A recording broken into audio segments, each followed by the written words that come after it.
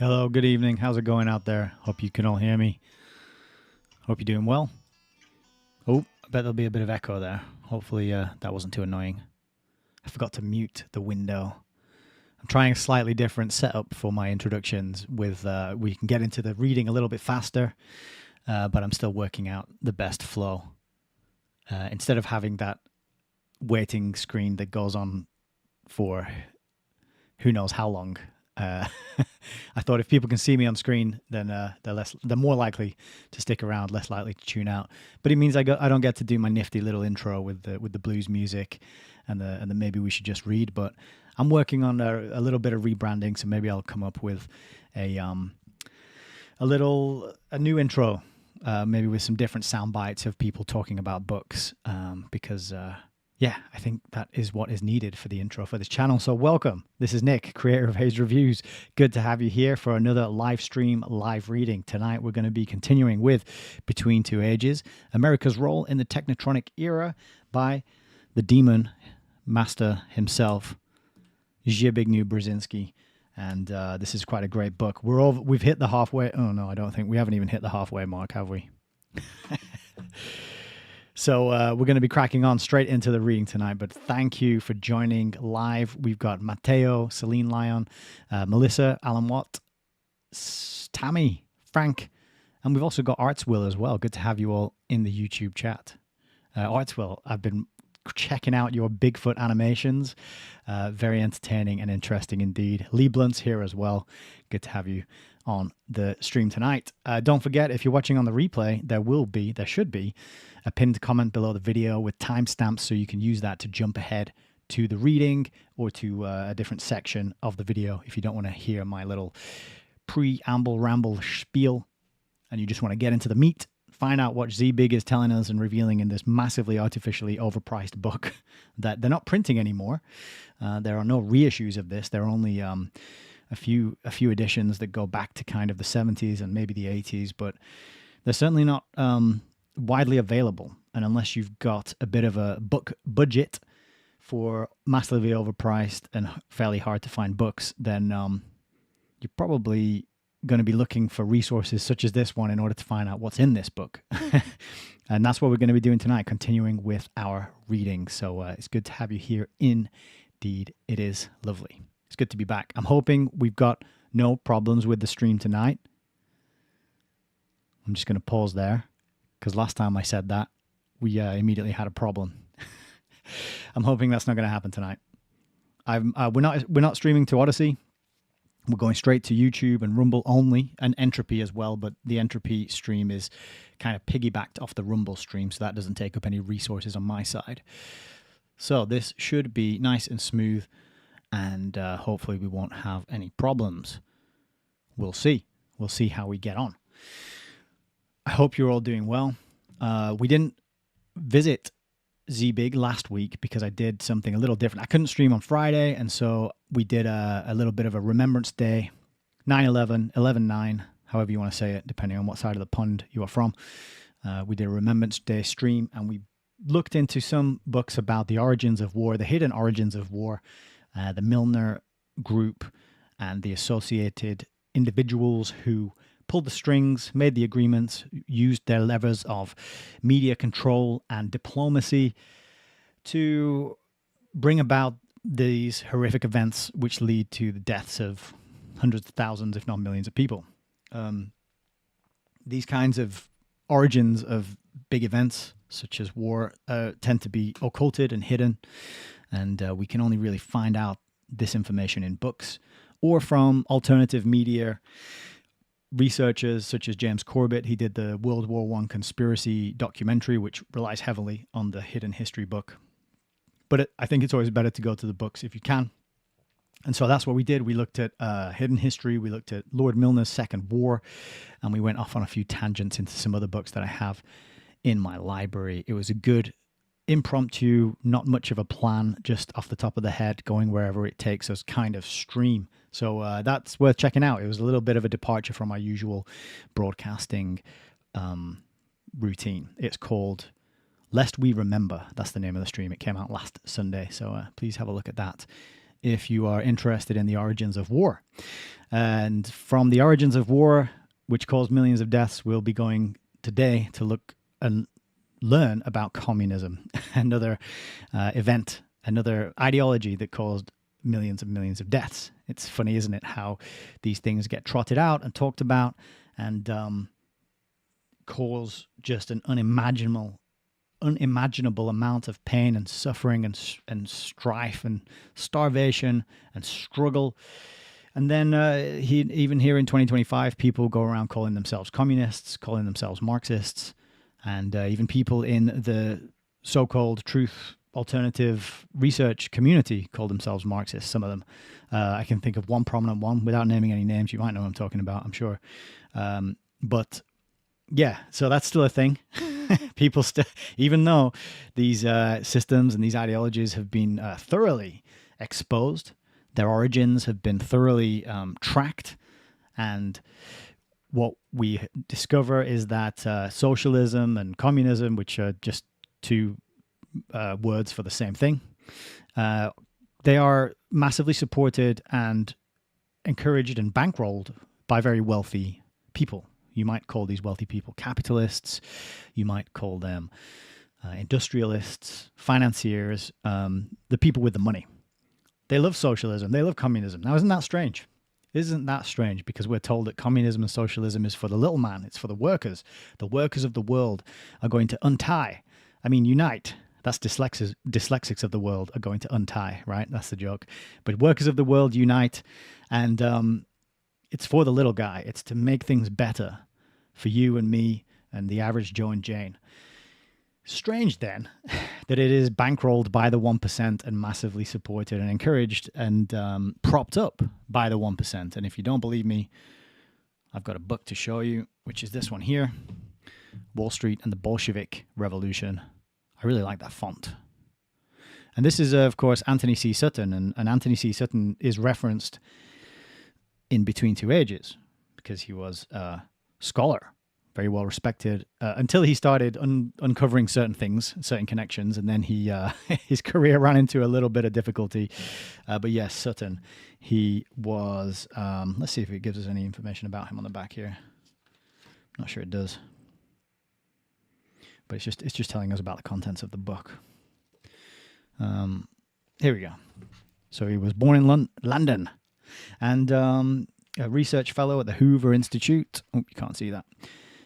For War, at Revolution and Peace at Stanford. And then he was an economics professor at California State University, Los Angeles, and he's the author of 25 books. Western Technology and Soviet Economic Development. If you and that trilogy of books is the one that is referenced by Zbigniew in Between Two Ages. And if you look up copies of that, original first edition copies, you're going to be paying more than you are for this. So there's good information in there. So yeah, the revolution, the socialists, the communists, they're funded.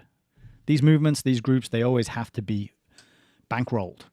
So when we hear these old adages like "follow the money" or "money is the root of all evil," there's a truth in there. There's something we have to look at and pay attention to.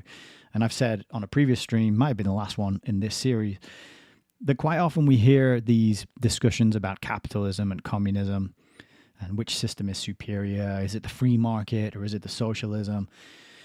And these discussions and these arguments and these debates go back and forth without any real discussion about the money system. Where does the money come from? Who's controlling it, printing it, lending it out, at what interest rates, and etc. Okay, money is so critically important to these studies, these efforts that we go to unearth what is actually going on in the world and how the world really works. And it often gets left out, I think, for a reason. And then we have to go to someone like Carroll Quigley with his book Tragedy and Hope to learn about this group of financiers who want to set up a world financial system with the Bank of International Settlements being the hub, the central bank of central banks. That's really the web, the financial web that we are all ensnared in. And so if you ever hear people discussing or arguing about communism, socialism, capitalism, you got to throw that hand grenade in there and say, what about the money? Where's the money coming from? Okay, because these two systems are very closely linked. They are not separate, but they were set up as a dialectic. When I say these two systems, I mean the capitalism on one side and the communism on the other side. They were set up as a dialectic. There was the whole Cold War, the battle between East and West, and nobody ever got bombed. The wall came down in Berlin, and the two systems fell into, instead of this Cold War scenario that was always teetering on the edge of turning into a hot war, instead of that, they just fell into competition. And then they became more similar and more like each other as time went on, to the point today where you've basically got the same things going on, whether you're looking at the BRICS groups or whether you're looking at Europe and North America. The same stuff's going on. It's the same technocratic rollout, digital money, digital ID, surveillance, technology in the hands and the pockets of everybody, training people to give up their biometric information, to use QR codes, to not have access to basic services unless you carry a smartphone with a phone number, unless you give up a video selfie where you have to look left, look right, look up and look down so that your biometrics can be stored. That's going on everywhere, regardless of the government or the group or the agreement or the allegiance or the alliances or anything, right? He tells us in this book, and plenty of other books as well, that tell you this, that the nation state is redundant. That's also covered off in First Global Revolution, right? We just finished reading this over in the Hayes Reviews book club. Really good book. Lots of propaganda, but quite a few revelations as well. There was a good insight here about the difference between the mentality of the elite and the rest of us. I'm going to see if I can dig it up on the fly because I thought it was quite revealing. And basically, the idea was that the elite have no way of ever, or the non-elite have no way of ever getting to the level of the elite. Here it is. Here's the quote. It's on the very end of the book, actually. It's in the very last chapter on the last page. Elites everywhere reconcile easily with each other, despite the surface controversy. So that surface controversy, that's your this country against that country, right? That's your East versus your West. That's your such and such a government against such and such a dictator. Okay, on the face of it, for the cameras, when the headlines are being written, when the stories are being created by the news agencies which feed all the smaller outlets, newspapers and talk shows, etc., and even probably internet talking heads, that is where you get the surface controversy. Behind the scenes, they realize that they have a lot more in common with each other than they do with any of us. And so they make deals and they shake hands and they make agreements. And I would wager that they probably allow a narrative of conflict and competition to be put out there, which is just totally bogus. It's pantomime stuff, right? It's to keep their respective populations on edge, paying taxes, being fearful, wanting the government to protect them. You know, protect me, daddy government. I'm so scared of the big bad man over there in the other country and his terrible, scary missiles, right? So elites everywhere reconcile with each other easily despite the surface controversy. The general public is not involved, only manipulated in debates of this type. The gulf between elite thinking and thinking at a popular level is enormous. Here is where we find distortions and tensions difficult or even impossible to resolve. So right there at the very end, they're telling you that the elites, they're above and beyond and outside of the kind of concerns that they feed to us to worry about in our everyday lives. And I thought that was quite an interesting admission.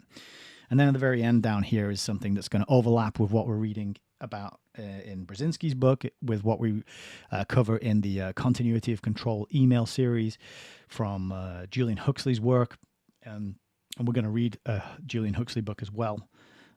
Eventually, when we get this one done and we get the next one done, we've got a Julian Huxley book lined up on the channel. We will get there. But it says down here as well that in their conclusion, The spiritual and ethical dimension is no longer an object of scorn or indifference. It is perceived as a necessity that should lead to a new humanism. And I just labeled humanism with the word relativism, because that ultimately is what it is. I covered humanism in another live stream. I think it might have been when we were reading Fabian Freeway. And we had a look at it on Wikipedia, and the Wikipedia page says there is no definition of humanism that people agree on. There's just lots of people who've written books about it, and they've all come up with their own variety of definitions, which is the same thing that Wikipedia says about democracy. Interesting. So it's quite curious that people go around thinking they know what these words mean. Oh, I live in a democracy, and democracy is the best system that's ever been invented. All right, what does it mean? Because Wikipedia says nobody knows what it means. There's no agreement. There's no consensus. So how can you live in something if there are no agreed upon features of that thing? It's quite amazing when you just scratch below the surface. You don't even need to go deep. Just a simple question. What is democracy? Hey, Wikipedia, what's democracy? I don't know. Not sure. Here's 10, 15 different people and what they think it is. And that's the same thing with humanism. But one of the things that is talked about as an aspect of humanism is a rejection of the divine. Okay? Theism is gone. That's out. Spirituality is gone. That's out. Now we're just in this realm of humans. We're an animal. We're a natural species. This comes out of Darwinian evolution. And as long as we can increase human happiness, then that's humanism. Whatever makes people happy. Now, of course, everybody has different ideas of what makes them happy. And criminals, they have very different ideas from the non-criminal population of what makes them happy, right? And so humanism boils down to relativism, because it's like, well, if it brings you happiness, your truth, your lived experience, you know what makes you happy, and therefore we have to respect it and tolerate it and protect it. Protect it in law. This is how you end up with these kind of movements, these legal requirements to protect the rights of minorities and various groups, even if they are sort of deviant, or even if they're into something that is kind of in a gray area of whether or not it's cool and generally accepted by the rest of the population, right? So humanism, watch out for this word. Pay close attention to it, because it seems to get mentioned and it pops up again and again and again in various places. And I think we're going to see it tonight. Hal1984, how are you doing? Good to have you here. Says, don't they say the problem with socialism is that you always end up running out of other people's money? That's a good one. I like that. I don't know who says that, but I think I might start saying it, because it's true. That's the problem. The problem with socialism and communism is the redistribution of stuff that other people have. Now, if you go around and ask the average person, hey, are you rich? They're going to be like, no, I'm not rich. Because there's always people who have more than you. And we've been sort of trained and conditioned to look at those people who have more than us. And we've been trained through Hollywood, through Americanism, that soft power of conditioning people's worldview by way of media, to see all these families with these gigantic homes. And there's all these storylines. My wife and I often make the joke, back when we used to watch television before we became parents, and we used to have free time to burn. We used to watch some television and some films, and we'd joke that every TV show and film seems to be about these kind of wealthy families with massive homes. And Alan Watts says the same thing about the history programs. They're always about the elite, the aristocracy, the comings and goings in the royal families, and the intrigues of the court, and the groups that surround themselves around the royalty. It's never really about the peasants. It's never about just the people working on the land. And even if you get something that is a little more class conscious, it tends to be the servants in the homes of the wealthy aristocratic people.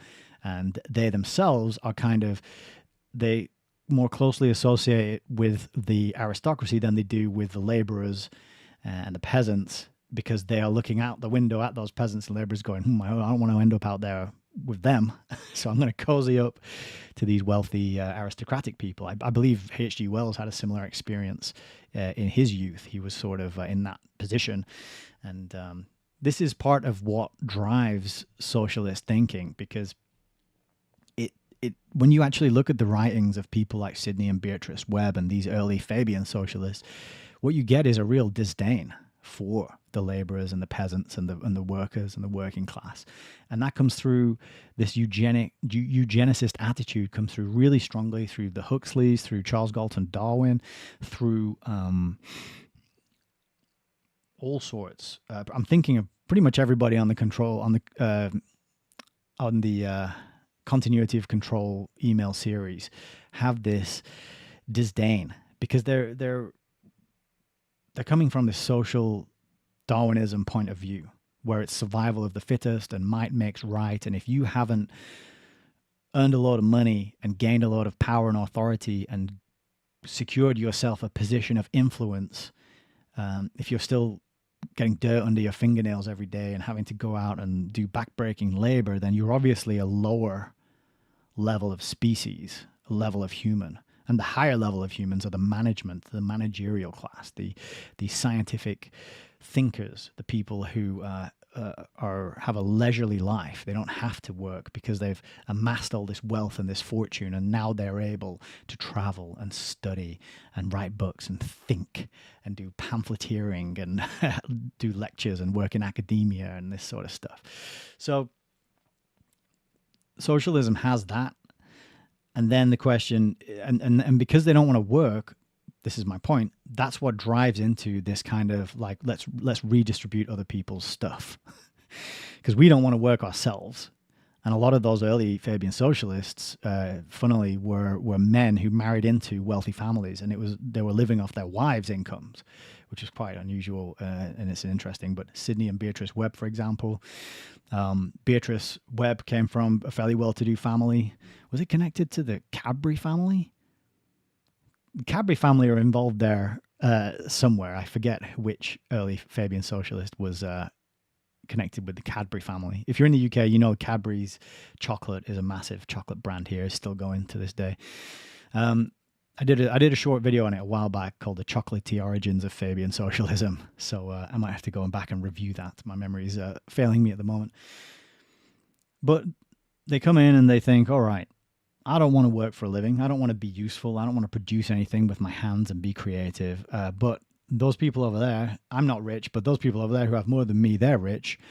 I can convince all these people who have less than me that the enemy is those people over there who have more than me, and that we should take some from them and give it out, because it's not fair that those people with more than me have more and those people with less than me, and then this is really what's at the root of Marxism, which is a massive part of what we're going to be reading today, and what we have been reading in the last section that we covered on 2 weeks ago. Zbig is doing a whole section in this book about the communist system, and I think it's section 3, isn't it? We're in section 3 now, and let's just have a look quickly, refresh ourselves. Part 3 of the book is Communism, the Problem of Relevance. It's right there, and we've worked our way through. We're on the Soviet future tonight. Last time we did the bureaucratization of boredom, but Zbig gives us this survey and this account of Soviet Russia, the USSR, and its deviation or its corruption of Marxism, which he still refers to as a very impressive, wonderful, fantastic ideology. And he weaves this yarn about how Marxism was good in essence, but they just did it wrong. Like that classic argument of communism is really great in theory, but it's just never been done properly. But if we just did it properly, the next time it'll be really good for everybody and we'll have our utopia. And he's kind of giving us that exact sort of argument in this part of the book. I'm just going to pour myself a little bit of tea so that my mouth doesn't get too dry when I'm speaking. And that's what I thought we could do at the beginning today, is just sort of recap a little bit his view on communism, on Marxism, and help refresh our memories. Mine more so than anybody else's. I think you all probably have a better memory than me. I've just seen Turbs over on Rumble. Hope you're doing all right. Thank you for joining us. Yes, happy Friday indeed. So we went through part 3, chapter 2, the bureaucratization of boredom. And this is where Zbigniew Brzezinski is trying to tell us that, Marxism is all good. It's a very humanistic and fair, and it's the most powerful ideology that we've come up with. It just kind of went a bit wrong because the people who implemented it, they got a bit power mad, they got a bit hungry, and they didn't see it through. They didn't carry it out as it should have been carried out. So the bureaucratization of boredom, this last section we went through, I've got a few notes here, and we'll kind of go through these, and then we'll get into the book. But he said that Soviet communism succeeded in transforming the most important revolutionary doctrine of our age, so that's Marxism, into a dull social and political orthodoxy. Yes, it became dull. That's what the slaughter of millions of people is to Zbig. Dull. That was a bit dull. Only 6 point whatever million. That's not good, is it?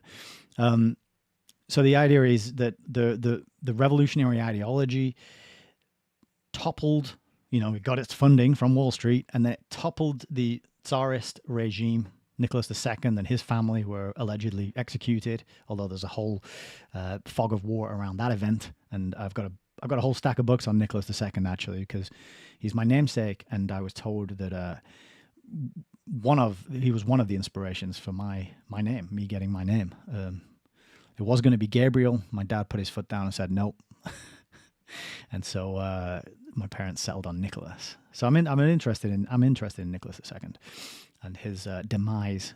But the Tsarist regime was overthrown. The Bolsheviks seized power, and then once they had the power, the group that had it was sort of like, yeah, this is quite nice. I like this power. I like the comfort and the luxury and the excess that we are enjoying here. Let's keep it. And so then it became, so that's how revolutionary ideology becomes conservative. Once you take the power, then you want to conserve it. You want to keep it, because power doesn't give itself up. Why would power give itself up? And this kind of, to me, makes me think, well, theory be damned. Look at what actually happens in practice when people try and make this a reality, you see. So when people are arguing, yeah, but in theory, it's a wonderful system. If only we did it right. I think, well, look at what actually happens in reality when people do this. So then what happened, according to Zbig, is that the USSR became frozen in an ideological posture that was a response to an altogether different age. So they responded to the Tsarist regime, which was backwards, to use Zbig's term. It's either Zbig's term or it's the Club of Rome's term. They talk about backwards nations. I think it's Zbig, actually, in this one, because it's a slightly older book, and that's a slightly older terminology. It was backwards. And then the Bolsheviks took over, and they started to industrialize. Now, he does mention in here that there were signs of industrialization already happening, and that this argument that the Soviet Revolution, the Bolshevik Revolution and the communist takeover, the argument that led to industrialization, that's not cut and dry. Not everybody agrees on that. Some scholars argue that the industrialization was coming anyway, right? But once they'd taken over and got the power, they had no plan for whatever was coming next. And especially they had no plan for the technotronic era, the post-industrial era, right? They didn't have that forward-thinking ability to adapt and change and move forward and update the ideology.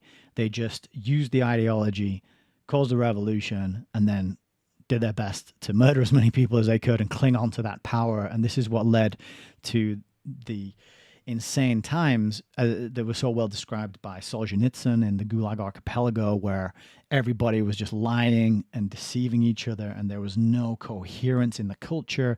It was all suspicion and intrigue and insecurity and fear and just hell on earth, right?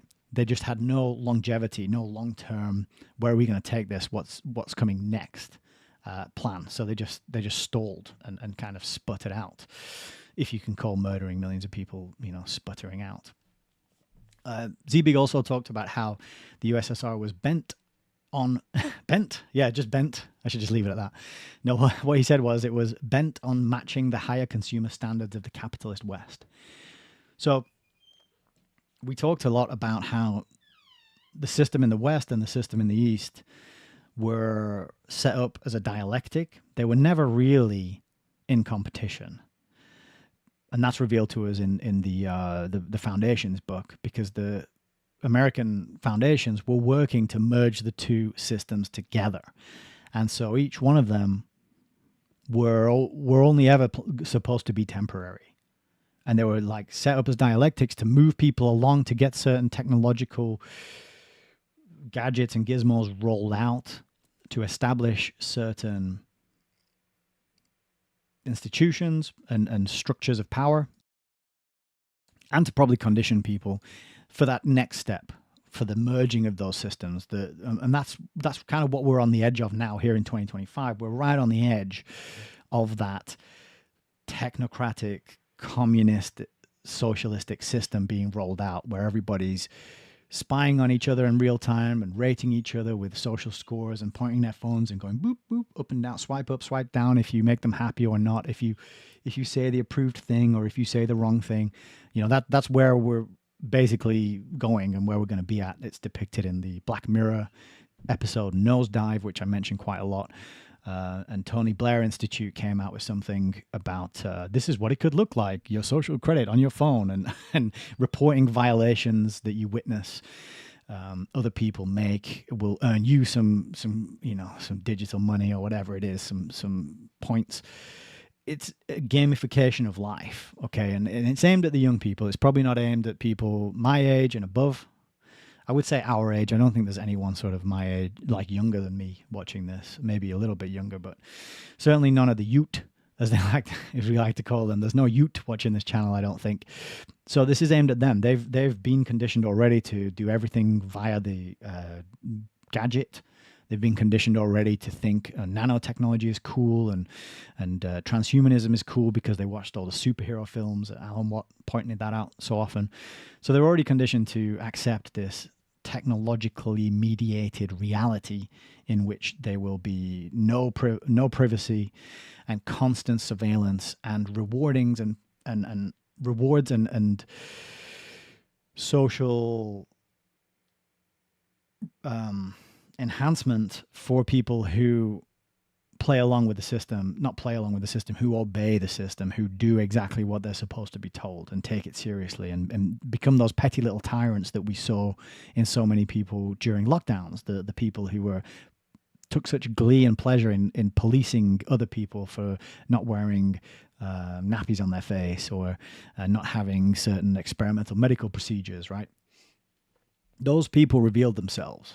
Those petty tyrants who wanted to, who would rat you out to the police, who would call the police and say, I've just seen too many people going into my neighbor's house, but you better get over here right now and arrest them. So that's the kind of system, that is the communistic, socialistic system, right? It was in, I was just listening to Alan Watt talk about a film called The Lives of Others, which I have seen way back when, but it is a really good film. It's about East Germany and people who are tasked with spying on, I think it's a couple, and they set up the microphones and they listen in, and one of the people listening in realizes that actually this couple who are in a loving relationship and they're part of this resistance movement are actually better people and have a more rich and fulfilling human life than he does, and he becomes kind of infatuated with them, and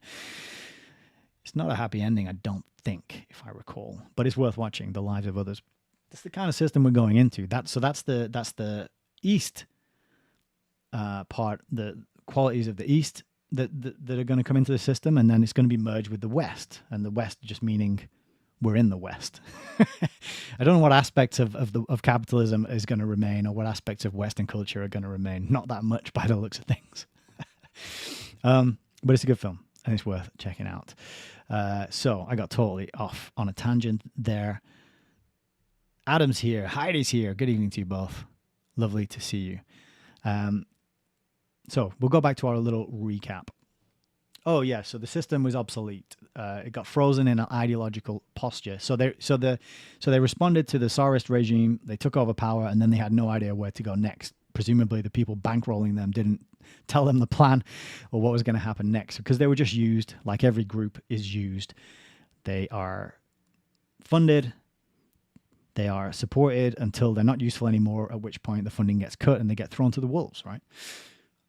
And then, that was the matching the higher consumer standards of the capitalist West. So the group in charge started to enjoy this excess, started to enjoy this luxury, this life which was similar to the excesses of the capitalist West, that they were supposed to be fighting against, that they were supposed to be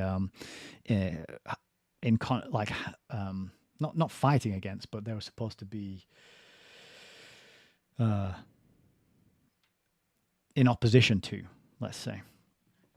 And then Zbig quoted from Marx. This quote I hadn't heard before, but Marx said, fanatically bent on making, that's that word bent again, fanatically bent on making value expand itself, the capitalist ruthlessly forces the human race to produce for production's sake.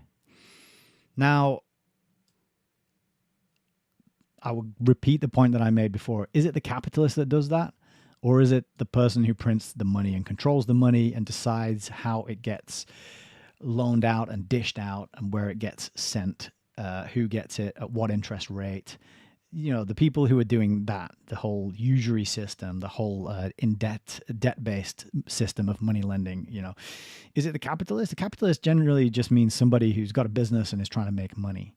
And generally speaking, if you're not being interfered with by the government, if you're not being propped up, if the government isn't forcing people to use your product or your service, you know, if that isn't happening, then the capitalist needs to do something good. He needs to do something well. Otherwise, he's not going to have any customers. They're going to buy his product or service. He's going to be out of business, and he's not a very good capitalist, right? This is the free market argument. But when the government comes in and mandates everyone in the country has to take 2 or 3 or even 4 doses of your product because the flu, then you've got a business model that is not very ethical, not very. It's not pure capitalism at that point, is it? Because it's kind of state sponsored and propped up. But that was my only criticism of that quote. Really, is that, is it the capitalist that ruthlessly forces the human race to produce for production's sake, or is it the people who get humans in debt and then demand that they pay back more than they borrowed in the first place, with no function built in to create this extra wealth? Where does this extra wealth come from? Where does this extra money come from? It just doesn't appear out of thin air. But it actually kind of does, actually, in the modern day. But we don't get to make money appear out of thin air. It's only that small group of people who get to do that. They have that privilege and that right. We don't have that right, because rights are not universal. Rights are granted according to something, I don't know, Darwinian superiority or something like that. But Zbig says that the momentum for social change started to wane. So there was by the 1960s, there was no more innovation or momentum left in Soviet Russia, in the leadership. And so what they did, instead of reforming, they just tightened their ideological conformity. Zbig says by re-emphasizing the imperative necessity of ideological orthodoxy. So they just doubled down on the ideology, even though it wasn't working, even though there were all sorts of problems. They just doubled down on the punishment for people who had bad news, and they said it is working and don't tell us otherwise. And if you do tell us otherwise, then we'll take you out back and shoot you in the head. There was also an interesting quote about scientists. So Zbig said, the party and the people want to see in scientists active fighters for the cause of communism. So the idea here is that science was recruited, probably not the right word, but used to prop up the ideology of communism, not to discover truth, not to make life better. It was a scientific system. It was scientism. Okay, and only the kind of science that would prove communism was successful and Marxism was a superior ideology, only that kind of science would get funded and approved. And if you did any sort of science which suggested otherwise, I don't think it would have been received very well. But science had to fall in line as well, the scientists, because they're the priesthood, right? In an atheistic system that's material based, it's humanist. They've done away with spirituality. There's no more priests. There's no more religious or spiritual leaders or gurus anymore, because that's all gone. Theism's gone in humanism.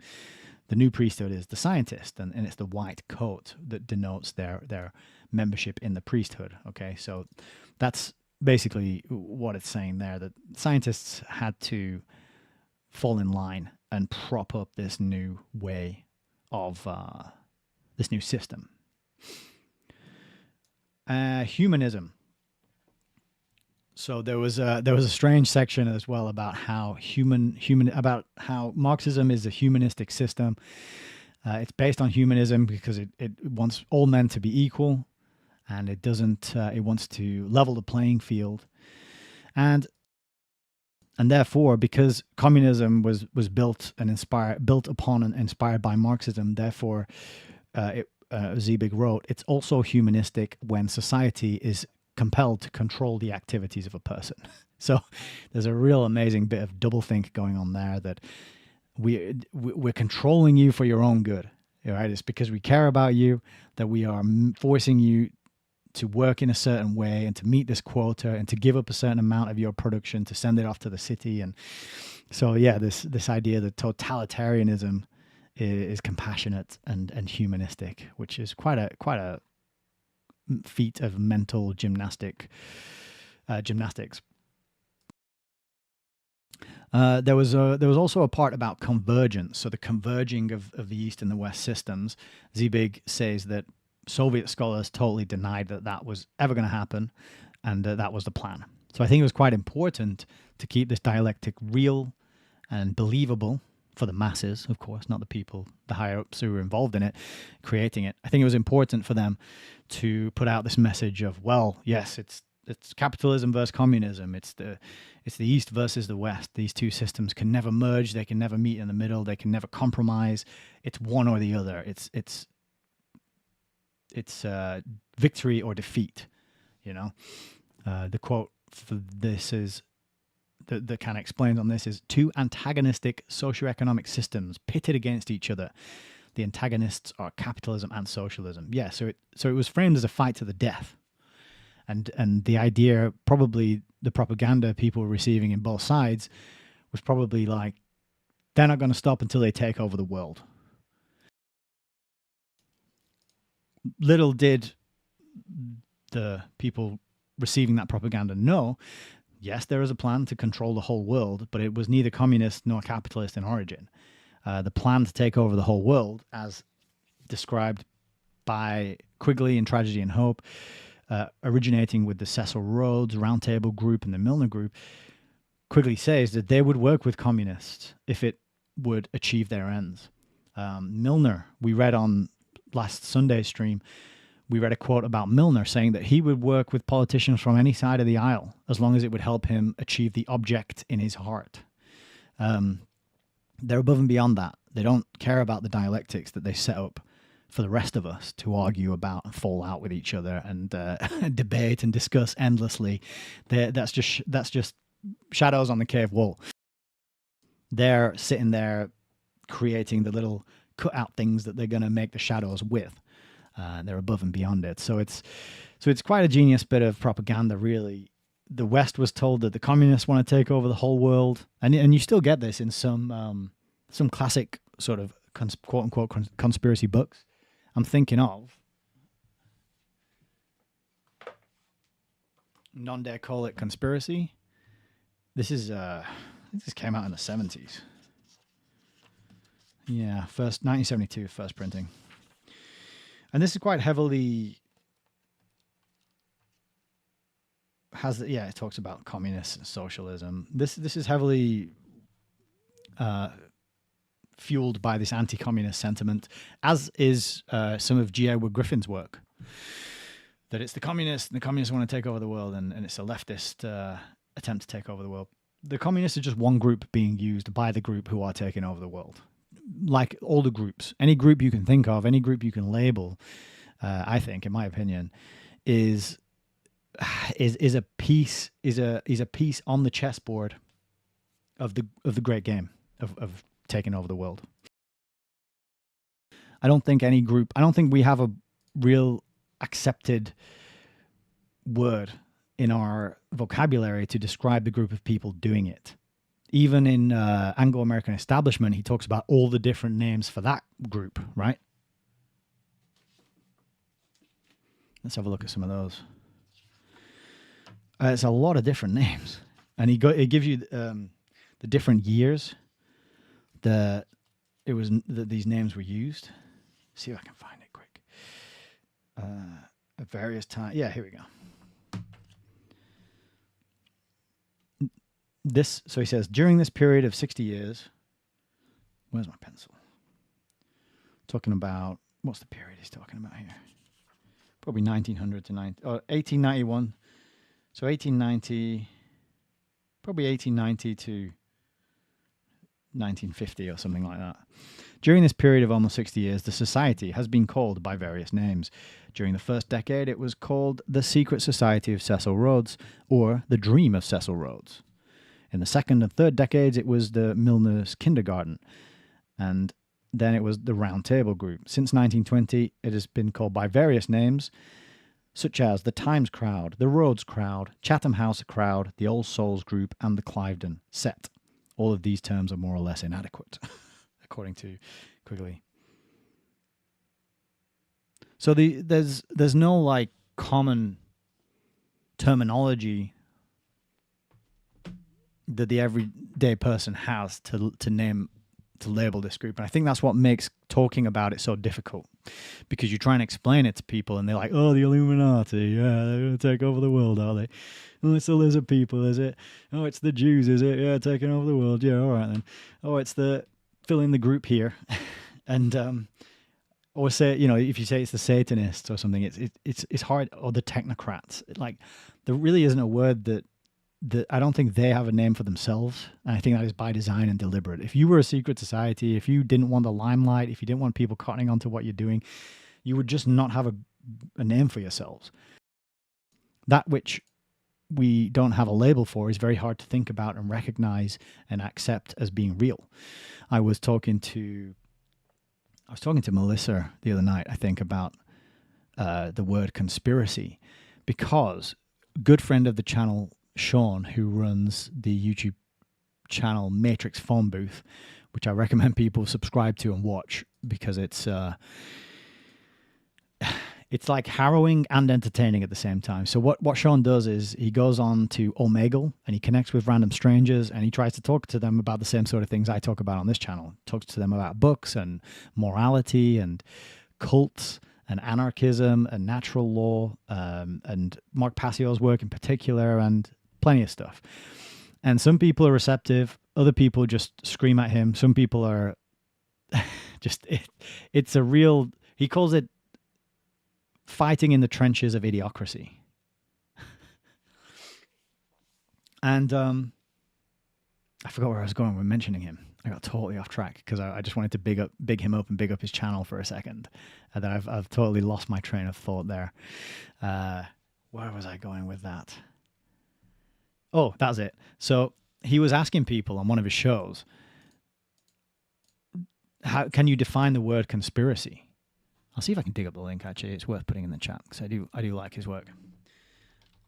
And I was surprised at how many people said no. And these are young people. But quite a few young people were just going, no, I don't know.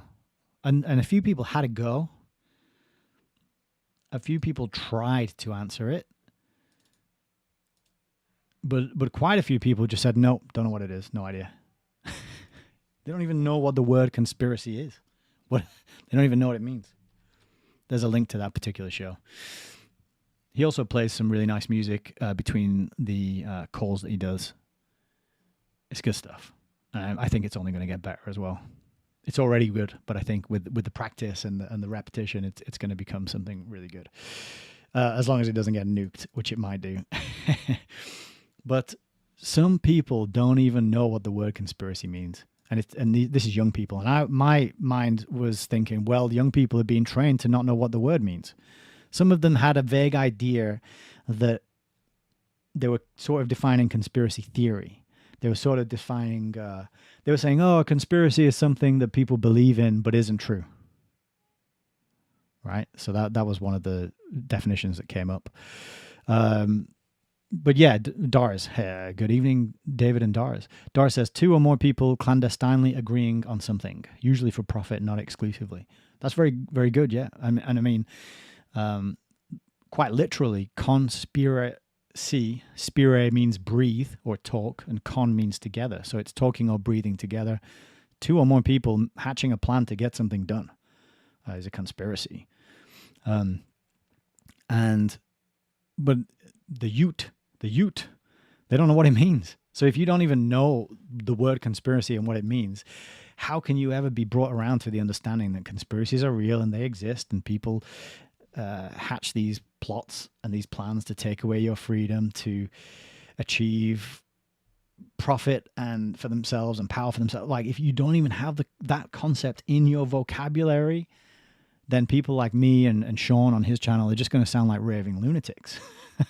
Artswill, says conspiracy, to come together in like spirit. That's a nice definition as well. Yeah, and spirit links to breath, which links to speaking, right? Because your breath is sometimes referred to as your spirit. So I thought I'd mention that. I've put the links in the chats there for you. Please subscribe to Sean's channel and check out some of his work. It's really good. And the other thing that he has on that channel is a hilarious video about Jackie Chan, voting Jackie Chan for president. And that's a really entertaining video as well. Not linked to his current project, his current work, but very, very entertaining. So, conspiracy. They're out there, they happen. But if you're going to pull one off to control most people in the world, I don't think you would give yourselves a label. There wouldn't be a group that people could, there wouldn't be a label that most people could slap on you. Because it would just make sense to not have one. Just come together and meet up. And you might have your front groups and your front meetings, the Bilderberg. You might have your institutes, the Chatham House and the CFR and the World Economic Forum. Sure, these can all be passed off as just corporations, just informal get-togethers of powerful people making deals. And, they usually pass it off as, we're just trying to improve the world, because we care so much about you all. That can be sort of whitewashed more easily, right?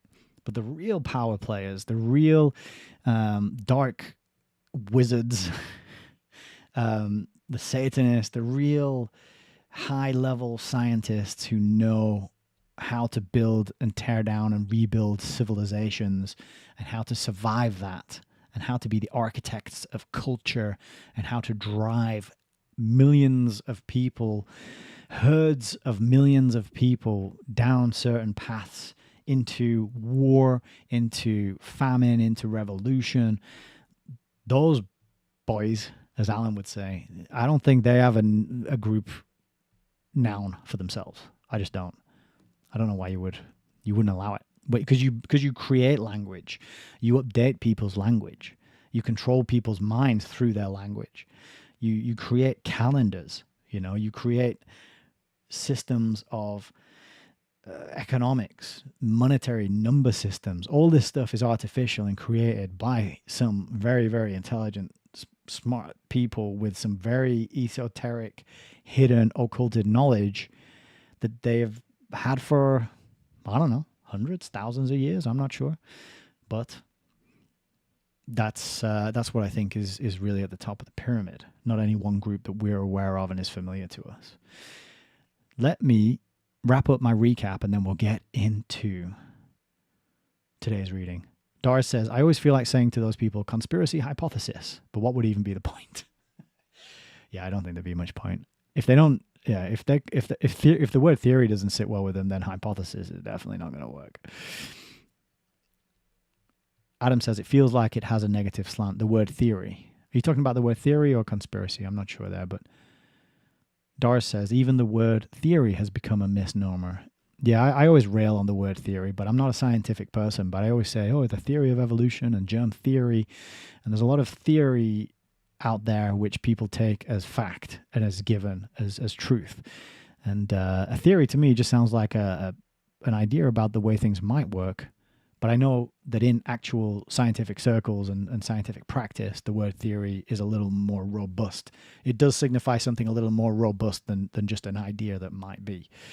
But I'm not a scientist. I'm not an expert. So what else did we get in last week's reading? The Soviets were telling the people living under their system that there were more political crises growing in the capitalist world, which showed that the communists, were winning.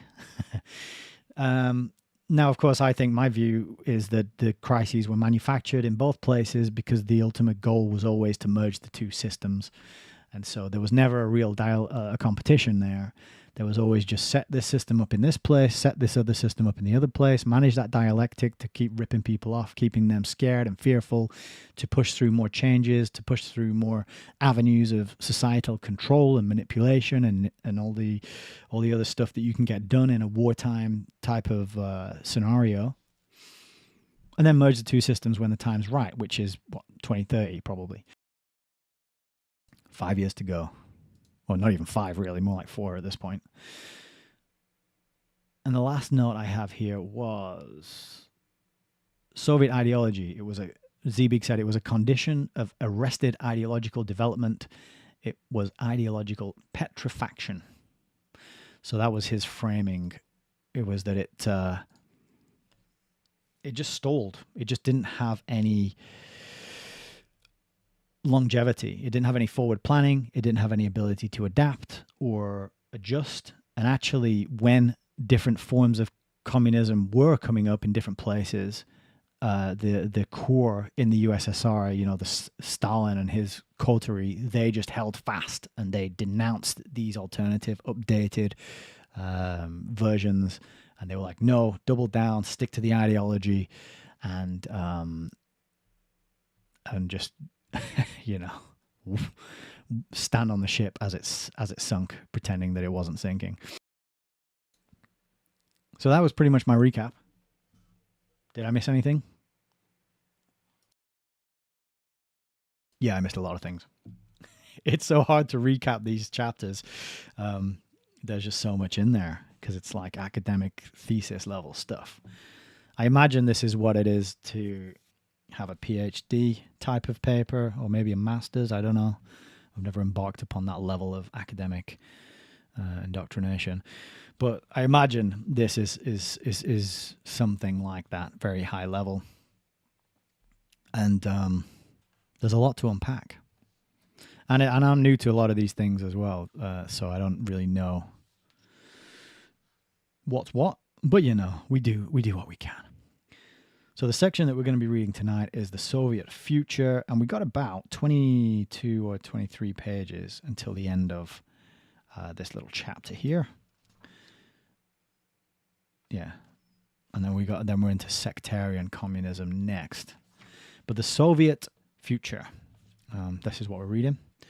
So let's get into it. Oh, Melissa says, good recap. Thank you very much. I appreciate it. I'm glad you think so. Because I'm doing it for my benefit, really. Because I finish these readings, and then if I don't get a chance to listen back, what's nice nowadays is you can get the transcript very easily. You can just put the link into a website, and it spits out the transcript, and then you can do keyword searches, put it into a Word document. You can do keyword searches, and you can recap much faster and more easily than listening to the whole 2 or 3 hour broadcast. So there are ways and means and tools to help absorb this information. But tonight we're reading the Soviet future, so let's get on with that. The crucial question today is, when will the Soviet Union break with the Stalinist legacy? Without such a break, it will remain difficult for the Soviet leaders to diagnose the problems of their own society accurately and to make the Soviet Union truly relevant to the intellectual and international dilemmas of our time.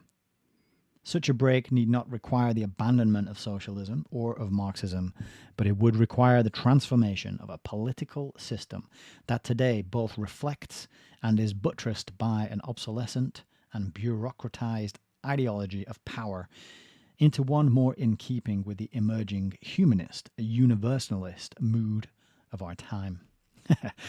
I like how he says it's the mood of the time. Again, leaving out the fact that this kind of ideology is supported. It is provided.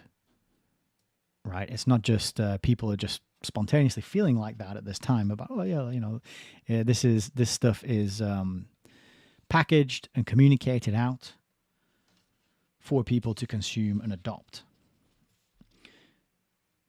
Continuing, it is no exaggeration to say, though some anti-communists may be loath to admit this, that the peace of mankind depends in large measure on the Soviet Union's return to the Occidental Marxist tradition from which the more Oriental Leninism, Stalinism had diverted it, but not necessarily on the outright abandonment of Marxism.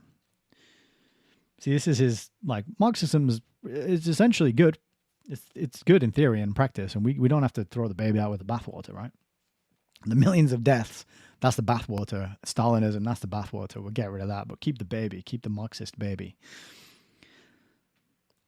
Ideological change in the Soviet Union will inevitably be closely connected with socio-economic change, but it would be a mistake to view the latter as dictating the former.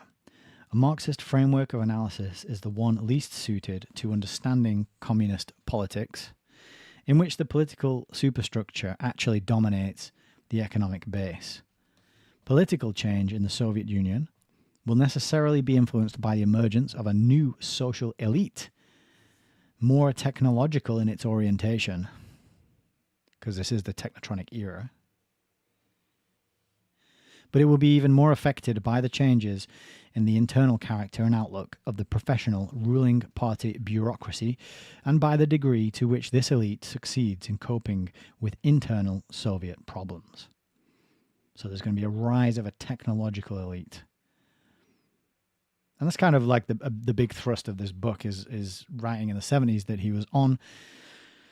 We're on the cusp of the technological era, which is the post-industrial era, which is the time when all your industry and the jobs have been outsourced and offshored, and you just have a service economy, and really everyone's not really producing anything anymore. But, we've got the internet, we've got cat videos, and we've got unlimited streaming and very high-speed information transfer. So we can game online and we can talk to AI chatbots. So don't worry so much about the fact that there aren't any decent jobs and the country's producing nothing, and we are at the mercy of imports and exports and organizations and companies and tariffs and all this other stuff. Don't worry about that. Carry on playing your computer games.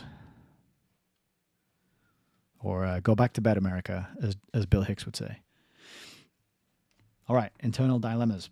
These problems are likely to develop on the levels of both economic technological efficiency and political ideological dissent. There can be little doubt that the Soviet economy will continue to grow in the years ahead, but it does appear likely that, barring some unforeseen development in either the United States or the Soviet Union, the absolute gap between the two countries will widen even further. There's a little footnote here. It can be estimated that if the GNP, that's the gross national product of the US, grows at 3.5% per annum, by 1985 it will be over $1.5 trillion. If the rates of the 60s continue, it will already be 1.7 trillion by 1980. If the Soviet gross national product grows at the higher rate of 5% by 1985, it will be just under $800 billion. If it grows at the even higher rate of 7% by 1985, the GNP will be approximately $1.1 trillion. Thus, the absolute gap will not narrow and could even widen considerably. In 1961, the Soviet leaders formally adopted a party program which, among other things, promised that by 1970 the Soviet Union will have surpassed the United States in industrial output. Clearly, this has not happened. Yes, so that's just some typical spin, some promise, some bloated, exaggerated description of where things are going and how glorious things are going to be under this system. And you just wait and hang on in there, and we'll get there eventually. And don't worry about all those people dying, and don't worry about the fact that you can't afford a potato, because it's all for the greater good. Your individual suffering is for the greater collectivist good. So continuing. The growth will therefore probably be insufficient to satisfy the ideological ambitions of the political elite, and it's even less likely to satisfy rising social aspirations.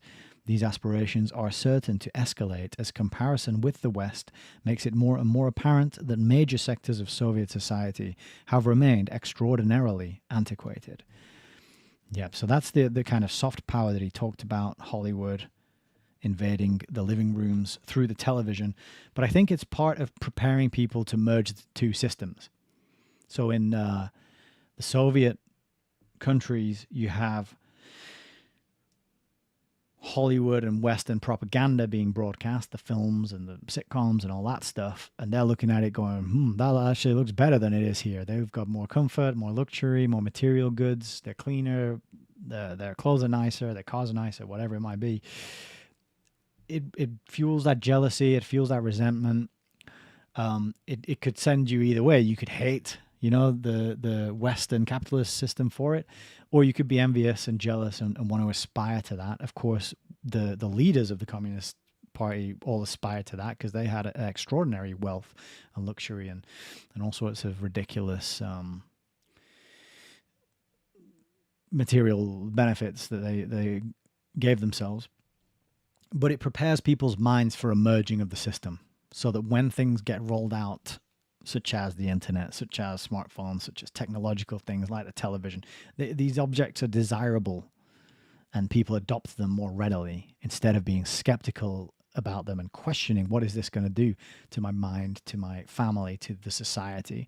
It's that sort of conditioning people to want something first, drumming up the desire for the product, making it sexy and appealing and cool and alluring first, and then rolling it out and being like, well, it's just the market demanded that they wanted it, right? So it's just marketing. It's to quote Bill Hicks again, if you work in advertising or marketing, kill yourself. That's what he was talking about, because it's conditioning, it's manipulative. It's making people want things they don't need and mix up their needs and their wants. And they become very dissatisfied, and they become very cutthroat and greedy, and they overlook the blessings because they're just focused on the grass being greener on the other side. So I think that's probably a deliberate preparation for merging the two systems, homogenizing and standardizing the people living under them as well, through Hollywood. So continuing, Soviet backwardness is particularly evident in agriculture. Agricultural product. Well, I'm just going to guess here that he might say, "Oh, they're not using GMOs." Although I don't know if GMOs were around in the 70s. Probably being researched, but not widely deployed. But I'm not sure about that. But anyway, agricultural productivity has leapfrogged during the last several decades in most developed countries, and lately even in a number of the underdeveloped ones. Not so in the Soviet Union, where productivity steadily declined and has only recently risen somewhat. The Soviet rural population is underemployed, undercompensated, and underproductive. That's because they're under communism. The resolution of the Soviet agricultural problem is one of the more urgent, but also ideologically more sensitive problems on the Soviet agenda. The technological underdevelopment of Soviet agriculture is reflected in a labor force distribution that places the Soviet Union considerably behind the more advanced sectors of the globe. You got a little table here, table 9, distribution of labor force by sector. Percentage distribution by sector. So the US has 53% in the services, 39% in industry, and 8% in agriculture. Compared to USSR, they had 27% in the services, 28% in industry, and 45% in agriculture. In the industrial sector, more advanced than agriculture, the remarkable achievements of Soviet science in such areas as space and weapons technology have obscured a situation that is also far from satisfactory for a modern industrialized society. It has been estimated that the Soviet Union, allowing for the differential in actual costs, has in real terms been spending approximately as much for research and development as the United States. Moreover, Soviet scientific manpower has been growing at an impressive rate and now matches that of the United States. So you can see them copying each other. Not copying each other, but the Soviet system copying this American system that it's supposedly in competition with. It's matching it for research into weaponry and scientific development, and it's matching it for manpower also. So you can see that the merging of the two systems there, because if it was really about helping the working class and the laborers, then that's what they would have actually done instead of just exploited them and cracked the whip and starved them and punished them and extorted them so that they could prop up the scientists and the researchers and the people living in the cities who don't produce anything, right? Well, they don't produce anything, like they don't produce needs. This is back to the needs and wants. The needs, the food and the water and everything, that's not produced by the city dwellers. The city dwellers, they're just scientists and experts and academics and musicians and artists and that sort of thing. They're not contributing to the things that people actually need. And so that needs to come from the rural folk who are all being exploited. In addition, Soviet theoretical work in a number of fields, particularly physics, has been of the first order. Yet, the overall socio-economic benefits of the Soviet scientific effort have been relatively meager. Though Soviet leaders were quick to capitalize ideologically on their initial space successes by claiming that they proved the superiority of communism, an assertion quietly allowed to fade after the American landing on the moon, the fact remains that the Soviet Union has not been able to produce technologically advanced products capable of penetrating economically rewarding world markets in the face of Western competition, nor has it satisfied more than the rudimentary needs of domestic consumption. Even in such a relatively elementary industrial field as automobile production, the Soviet Union has been compelled to rely on foreign help, currently Italian, to produce workable and economically feasible automobiles. The rigid separation of secret military research from the rest of the economy, as well as the concentration of Soviet scientific researchers in institutes remote from industry, has meant that research breakthroughs have either never been developed only for military purposes, or developed only after considerable delay. The Soviet lag is unmistakable in computers, transistors, lasers, pulsars, and plastics, as well as in the equally important areas of management techniques, labor relations, psychology, sociology, economic theory, and systems analysis. Yeah, because we're all really benefiting from the Western developments in economic theory, aren't we? Because the economies are going so well at the moment. Little downwards dagger footnote thing here. Certain sectors, including, of course, space and military R&D, and an important part of the iron and steel industry, are technically very advanced. But many industries, particularly in the consumer goods sector, are far less technically developed than in major Western countries. The impression which emerges from both Soviet and Western studies is that the Soviet Union is less technically advanced than the United States in all but a few priority industries, and that in a number of major industries the Soviet Union is technologically behind the industrialized countries of Western Europe. According to a study of the International Atomic Energy Agency, the Soviet Union, which in 1954 was the first nation to adapt nuclear energy for peaceful uses, had by 1969 been surpassed by the United States and the United Kingdom. By 1975, it will be behind the United States, the United Kingdom, Japan, Canada, Sweden, and Germany, with its megawattage approximately 14 times less than that of the United States. But again, I would just reiterate that it's not a competition. It's not because technology is transferred, deals are struck. That's what Anthony Sutton's trilogy is about, that Zbig references, right? Which is strange because he's not talking about that high-level cooperation and deal-making and technological transfer that goes on. He's kind of talking about it more like these independent nations running their little systems, competing with their neighbors, rather than there being a lot more high-level coordination and organization. But we'll continue. To correct this condition, the government initiated in 1968 a series of reforms designed to spur scientific research and development and to improve the quality of management. The Central Committee of the party passed a special resolution in October 1968, highly critical of Soviet research and development and initiating a series of reforms which in essence upgraded the status of researchers working directly in industry to that held by scientists employed in purely scientific institutes, created research laboratories based in industrial enterprises, and offered bonuses and awards for innovation. As academician Trapeznikov put it, quote, "An important item in the resolution is the establishment of competition in scientific technical ideas and proposals." It's far from certain that these reforms will suffice to generate a creative and socially significant burst of innovation and adaptation. Soviet scientists recognized that creativity requires, quote, "an atmosphere of free discussion, polemics, and airing of ideas, even if some of them are radically wrong." This factor is in turn related to the ideological and institutional organization of society as a whole and cannot be corrected merely by a few organizational adjustments.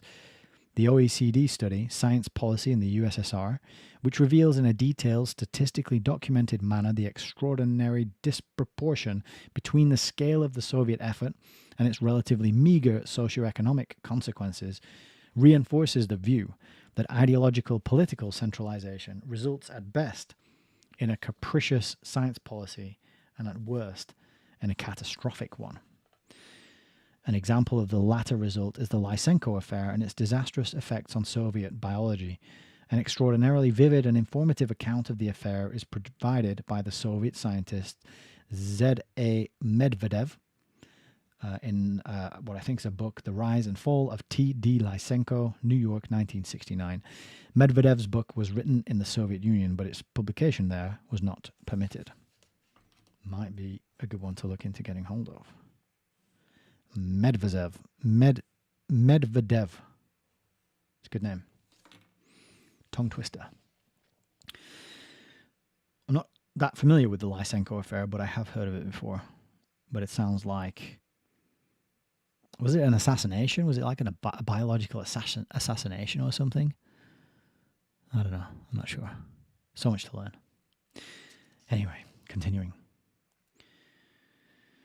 There can be no doubt that in the years to come, the Soviet Union will accomplish many remarkable scientific feats, especially in the internationally prestigious realm of space investigations and in scientific areas related to defense research.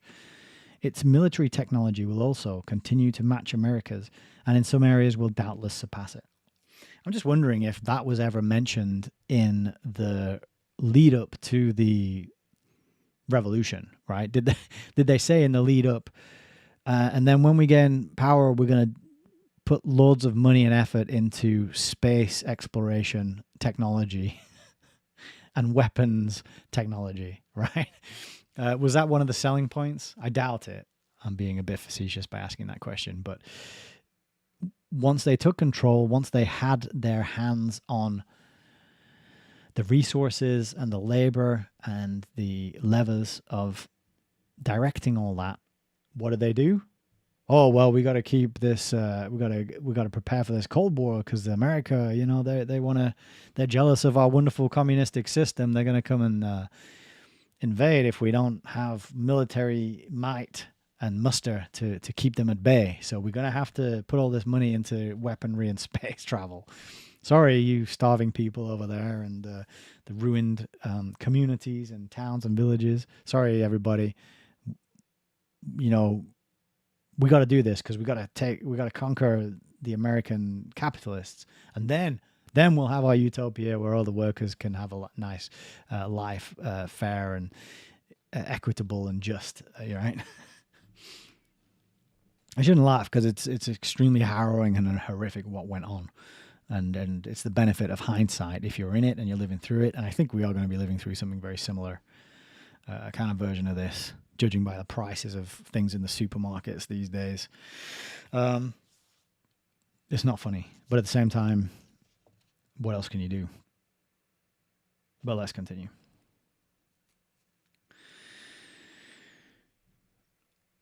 Where did we just get to?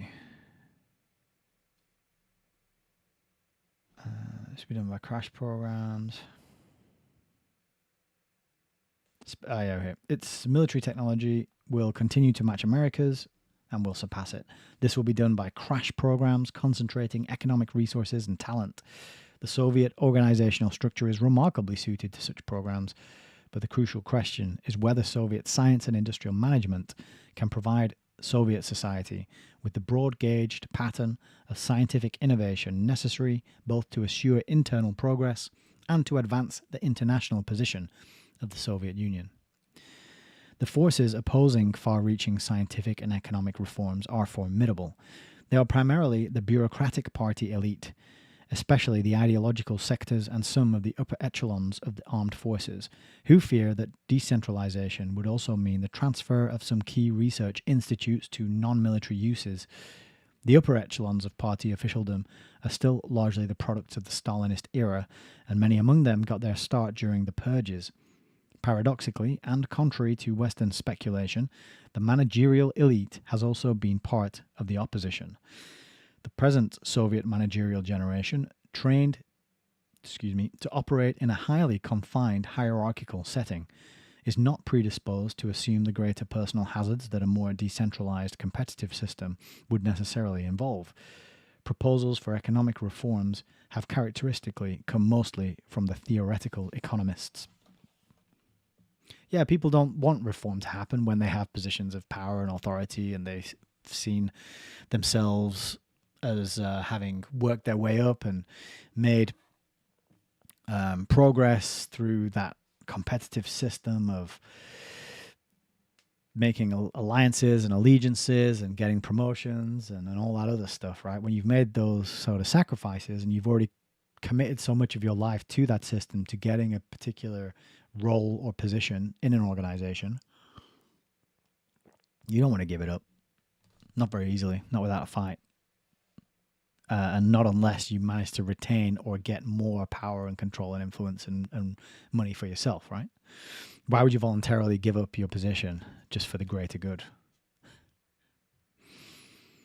The problem of intellectual freedom prompts considerations that are more directly concerned with politics and ideology.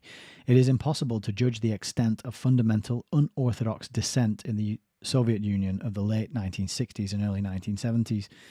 In late 1968, 2 successive issues of the magazine Problems of Communism were devoted to the underground writings, petitions, protests, and appeals of dissenting Soviet intellectuals.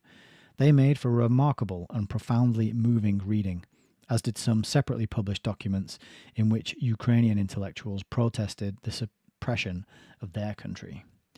These publications indicated the existence of an active and articulate group of intellectuals, largely concentrated in Moscow and Leningrad, composed in some cases of the offspring of the Soviet political elite, but more often of the children of prominent communists who had perished under Stalin. Though a number of these dissenters have been tried both privately and publicly in Moscow and Leningrad, they have not been deterred from protesting, and they did so again at grave personal risk following the Soviet occupation of Czechoslovakia. For the time being, and for some time to come, the intellectual and orthodox dissenters will in all probability remain a relatively small, isolated group. Like their predecessors in the 19th century, at the moment they do not appear able to attract broader popular support. The majority of the Soviet Union's urban population, only one generation removed from their rural setting, are characterized by a social orthodoxy based on a rather simplistic internalized ideology and by a sense of satisfaction in their recent social advancement. Moreover, in its social origins and ways of thinking, the party is closer to the masses than the masses are to the intellectuals. Wow, that's a really interesting survey and chapter there about the problem with intellectual dissent, right? Because you got to reach the minds and the hearts of the masses. But the masses aren't necessarily intellectual. So how do you get them on board? You know, with logic, with arguments, with evidence, or with propaganda, with stories, with harrowing accounts of it's tricky. It's really hard.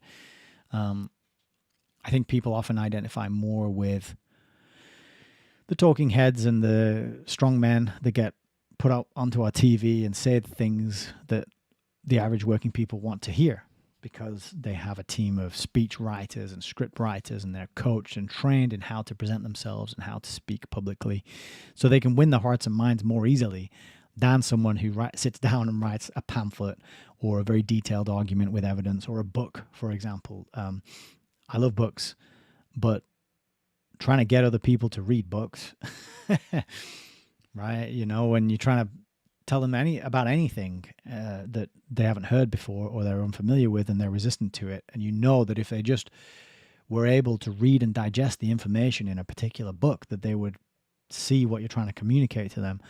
But are they ever going to sit down and read a book? Heidi says, clowns work hard.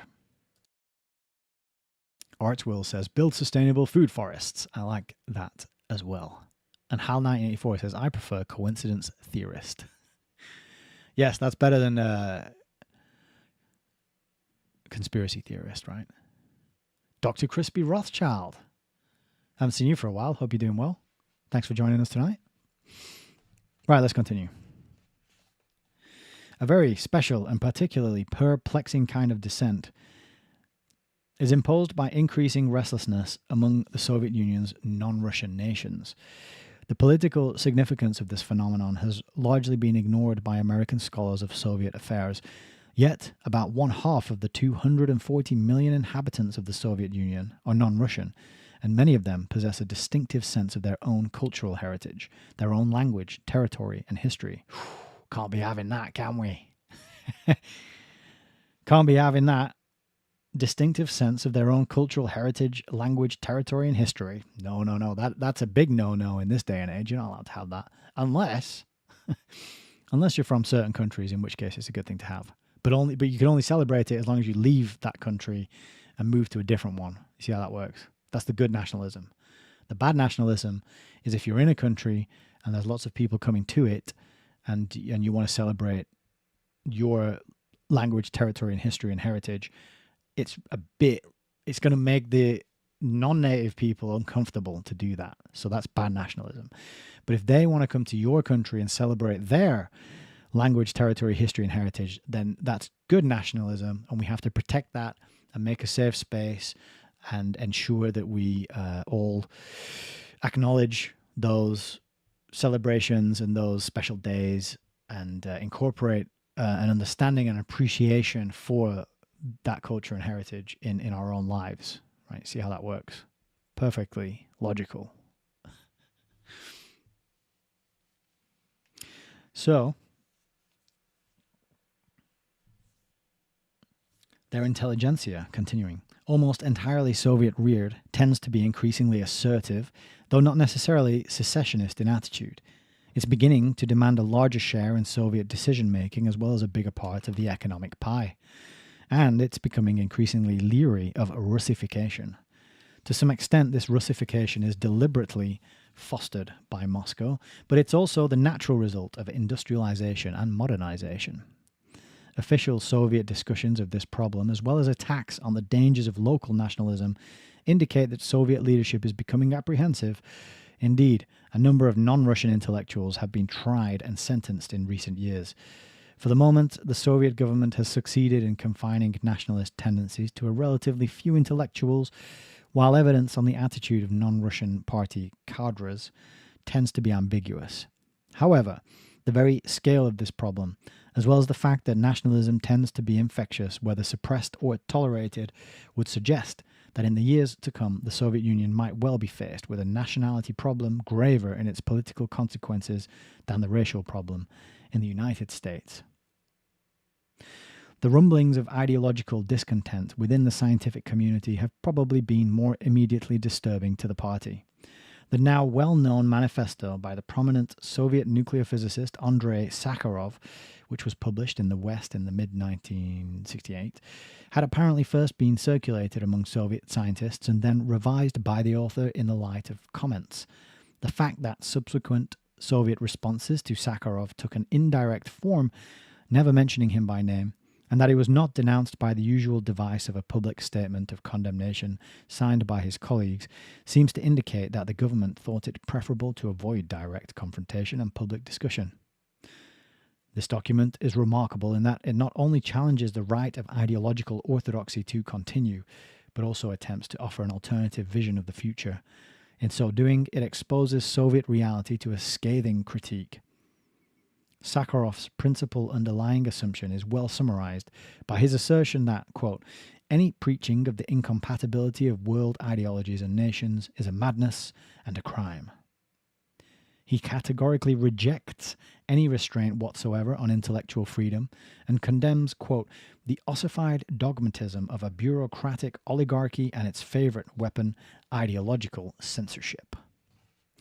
In rejecting intellectual subordination to the will of the party's central apparatus and its officials, he also asks, who will guarantee that these officials always express the genuine interests of the working class as a whole and the genuine interests of progress rather than their own caste interests? Ooh, spicy questions for the Soviet Union. There's a little footnote here. In criticizing the persisting backwardness of Soviet society, a condition which the officially idyllic view has ignored, Sakharov reveals the extraordinary fact that some 45% of the population, or approximately 110 million Soviet citizens, live in underprivileged conditions. He compares this to the United States where, quote, about 25% of the population is on the verge of poverty. On the other hand, the 5% of the Soviet population that belongs to the managerial group is as privileged as its counterpart in the United States, implying a condition of considerable social inequality. It's an implication. A condition of considerable social inequality in the Soviet Union. Yes, this is the truth of it coming out. This is the utopia that you signed up for. Remember that whenever you get involved in a revolution. This is what happens again and again, time and time. It's the small group, the dominant minority, reaping all the benefits and the material goodies and the resources and the influence and the power for themselves, and just screwing everybody else over. That's like every system we've ever had, basically, pretty much. With some less overt struggle and suffering. What am I trying to say? Some systems are better than others in that they do bring more material wealth to more people. That's what I'm trying to say. Communism is not one of them.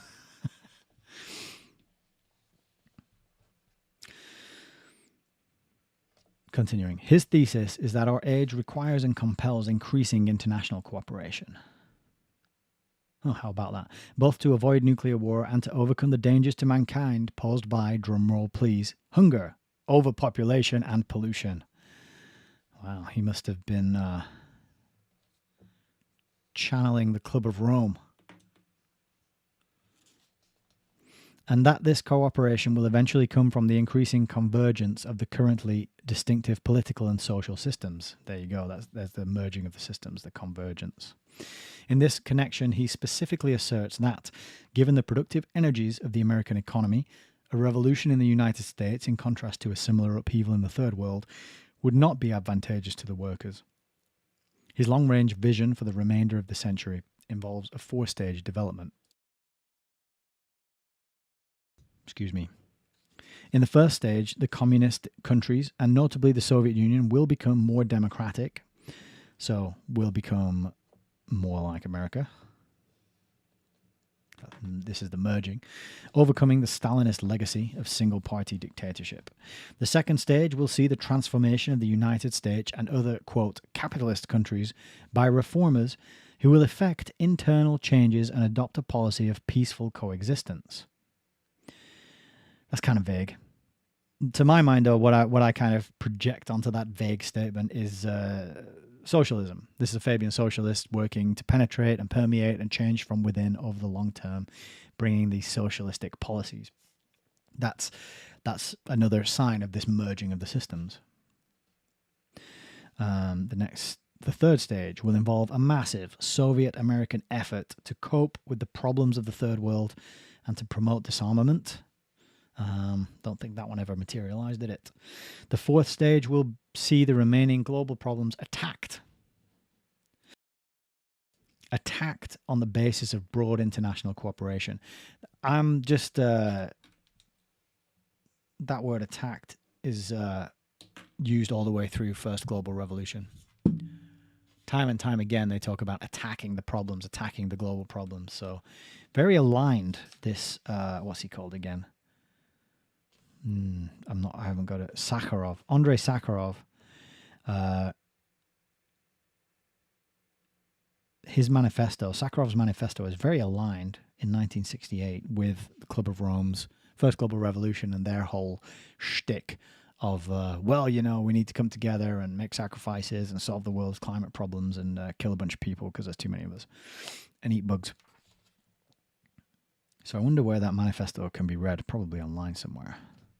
I'm going to make a little note. Sakharov Manifesto. It'd be good to know who he was connected with and where he got his ideas from. Maybe we'll have a look at that preamble ramble on the next video. We'll see. Sakharov's views, even if somewhat utopian, are noteworthy because they reveal how the worldview of some of the new Soviet intellectual scientific elite contrasts with the official perspective. Their importance, however, should not be exaggerated. His argument is simply inaccessible, not only to the overwhelming majority of literate Soviet people, but also to the majority of Soviet intellectuals. It may be assumed that where there are large concentrations of intellectuals, Moscow, Leningrad, Kiev. I heard Alex Thompson once pronouncing this word Kyiv, and I just thought it was pretty good. Apparently that's how it's supposed to be pronounced. Akademgorodok and Obninsk. Unorthodox viewpoints circulate somewhat more widely, but even there much depends on the degree to which at any particular moment the government is prepared to apply administrative pressure in order to enforce at least formal orthodoxy. Given the party's monopoly of communications, the extensive efforts to inculcate the official ideology and the growing emphasis on nationalism, the government's view of the world and of Soviet society is still the basic source of information and interpretation for most Soviet citizens. Yeah, this is why it's so important to get hold of that monopoly on the communications, isn't it? Standardize everybody's thinking, standardize their worldview, and massively decrease the chances of any kind of dissent.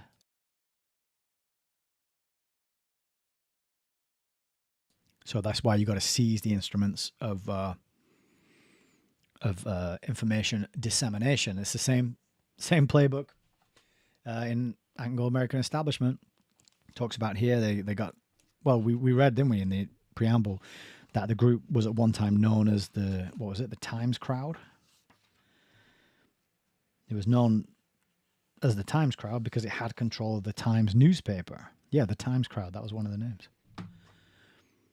The Times Crowd, because it had control of the Times newspaper, one of its organs for disseminating propaganda to bring people along, get them on board, make them sympathetic with the agendas that they were trying to roll out and the goals that they were trying to achieve. So it's very important to get hold of those means of distribution information. And of course, in this day and age, what they've done is they've brought about this illusion of there being options and voices and differences of opinions, and they're still largely aligned. But now we have this sort of multitude of different options and ideas and opinions that there's almost like too much to choose from. And we don't know which ones are legitimate and authentic and which ones are controlled and funded by intelligence agencies, propped up by teams doing researches, being fed their information, their stories to talk about, their views, their viewpoints, their talking points, etc. It's a very tricky world to navigate now because we don't know the agendas and the funding and the backing to some of these talking heads. So we have this much bigger, more expanded menu with all these different outlets to listen to, but we have no idea who's behind them. And this is why I think it's always good to support the talking heads who refer to evidence and information that you can verify for yourself, a document, a book, a resource that you can go and look at to confirm that what they're telling you is true. But there's too much just opinion and hot air and bloviating and theorizing, and it's really just and it's what I call conspiratainment. It's another form of entertainment. It's like reality TV, but a news form of reality TV. And some of the people, like the volume that they put out, and the sheer amount of information contained in there, it couldn't be done by one person. I don't think, unless you were just all day, all night researching and reading and putting your shows together, putting your notes and making your plan, right? A lot of people, I think probably more than we would like to admit, are just still script readers, and they're trained and they are supported and they're amplified for the purposes of keeping people confused, overwhelmed, unsure what is going on, what to think, what to be worried about, investing in a variety, a whole litany of life-saving preparations that you're going to need for the coming collapse that's about to it's going to happen any day now. It's really hard to navigate the landscape out there these days. So what's better, having one dominant monolithic source of information that is just you can't deviate from? There's countries like I know countries where that is the case. And the people in those countries, are they happier? Are they better off? Or is it better to have this massive litany of voices to listen to and sources to get our information from, yet that results in most people being kind of fragmented, being kind of separated. Nobody really knows the same information. Nobody has the same worldview as each other. And it just degrades and breaks down our ability to connect because we're all just floundering around with our own little data set of information, and we don't have that common touch point with other people because they have their own podcasts and that they listen to and their trusted news sources that they go to, and we have ours. And increasingly it gets harder and harder to find common ground with people, and this pushes us more to the online space and the online world, and then we become more detached from the physical 3D world and the real people around us and in our lives. And it's insidious. And I should mention Truth Stream Media put out a really fantastic video earlier today, I think, and it's called "This is Spiritual Warfare, All of It." It's a really good video. It's just a monologue from Melissa, and it's really powerful. It's very good. She really articulates the times that we're living in, that we're living through, and it's pretty crazy.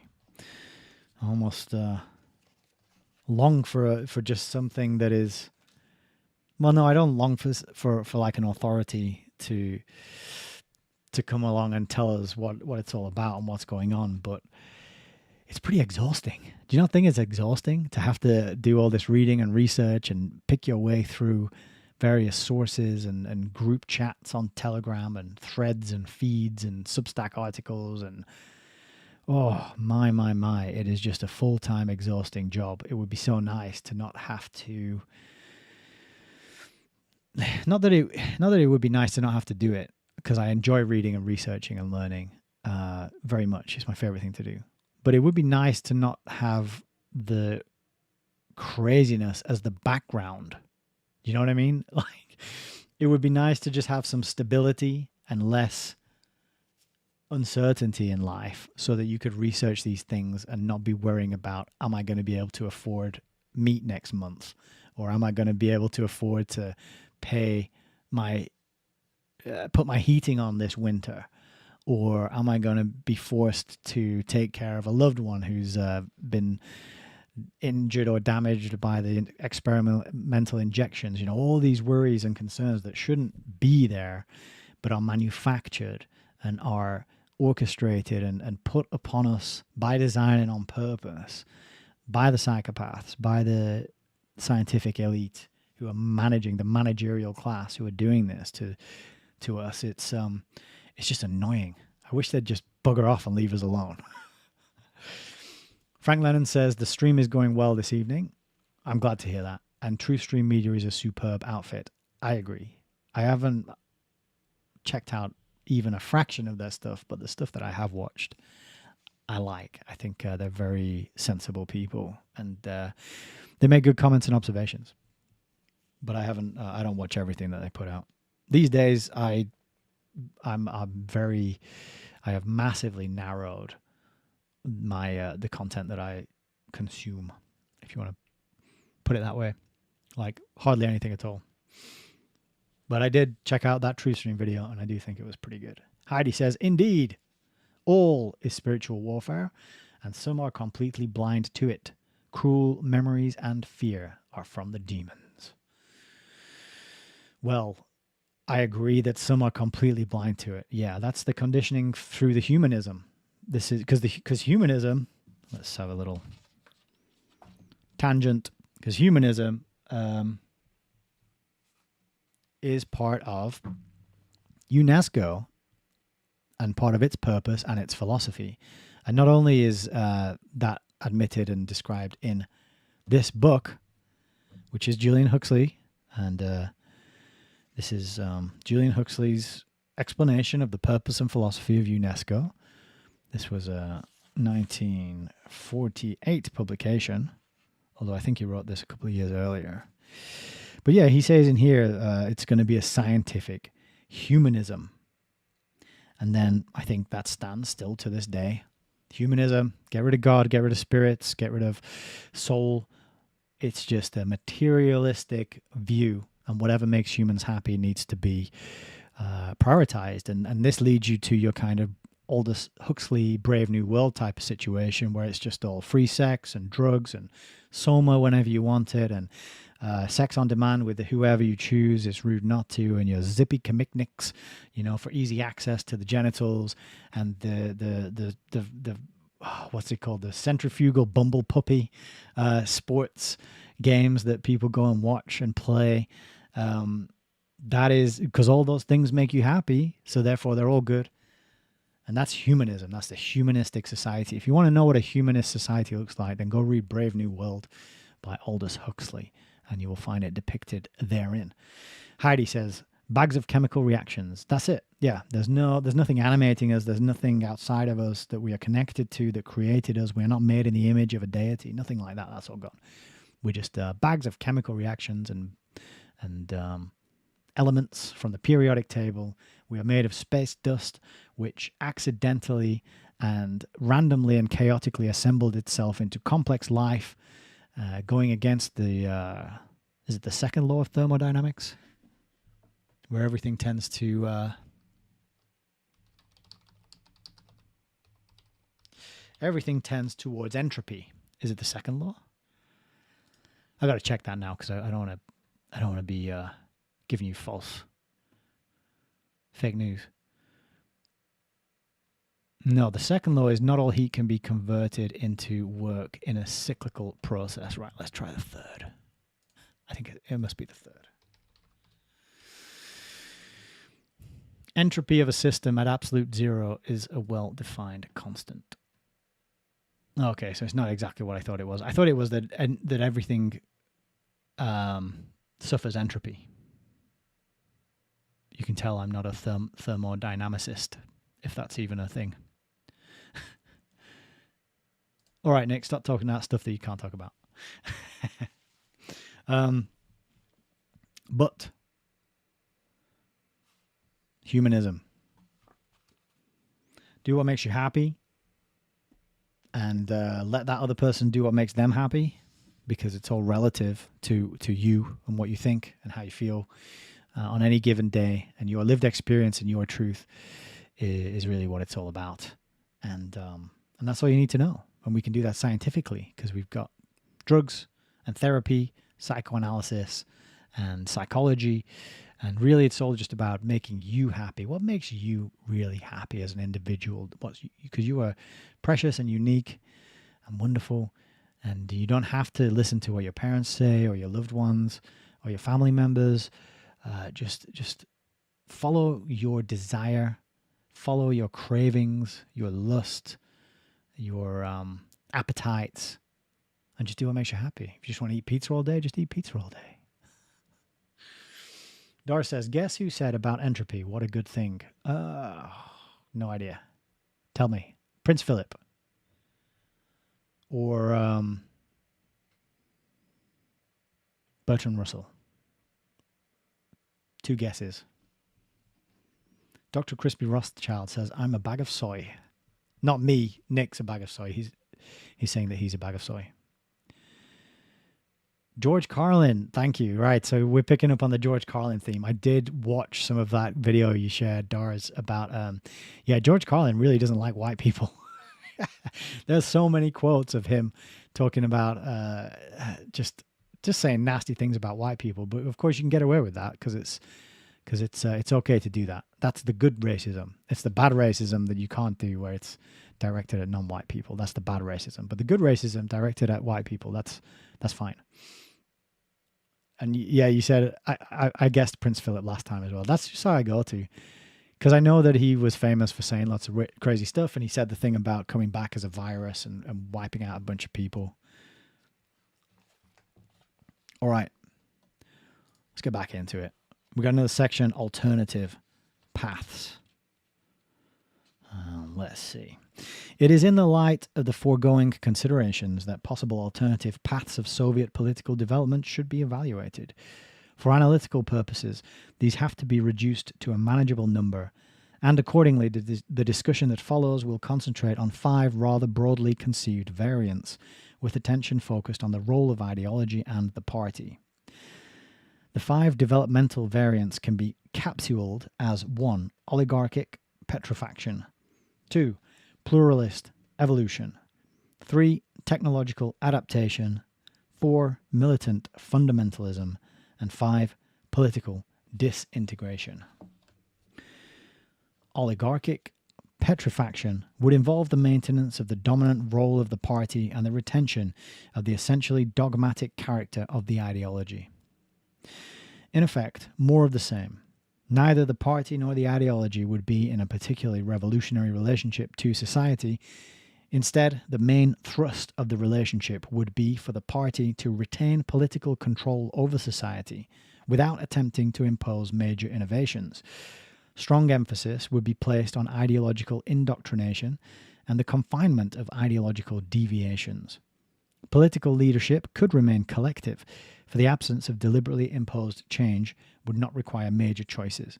The domestic result would be ruled by an ossified bureaucracy that would pursue a conservative policy masked by revolutionary slogans. I like this term, ossified bureaucracy. Pluralist evolution would involve the transformation of the party into a less monolithic body, somewhat like the Yugoslav party, and the ideological erosion of the dogmatic Leninist-Stalinist tradition. The party would become more willing to tolerate within its own ranks an open ideological dialogue, even ferment, and it would cease to view its own doctrinal pronouncements as infallible. Its role would be more that of a moral ideological stimulant than that of a ruler. The state, as well as society itself, would become the more important source of innovation and change. Because so much of the party's history has been contrary to the above pattern, in addition to sustained social pressure from key economic and intellectual groups, either a basic split in party leadership or, paradoxically, a strong leader like Tito would be necessary to condition party officialdom into acceptance of such political and ideological pluralism. Technological adaptation would involve the transformation of the bureaucratic, dogmatic party into a party of technocrats. Primary emphasis would be on scientific expertise, efficiency, and discipline.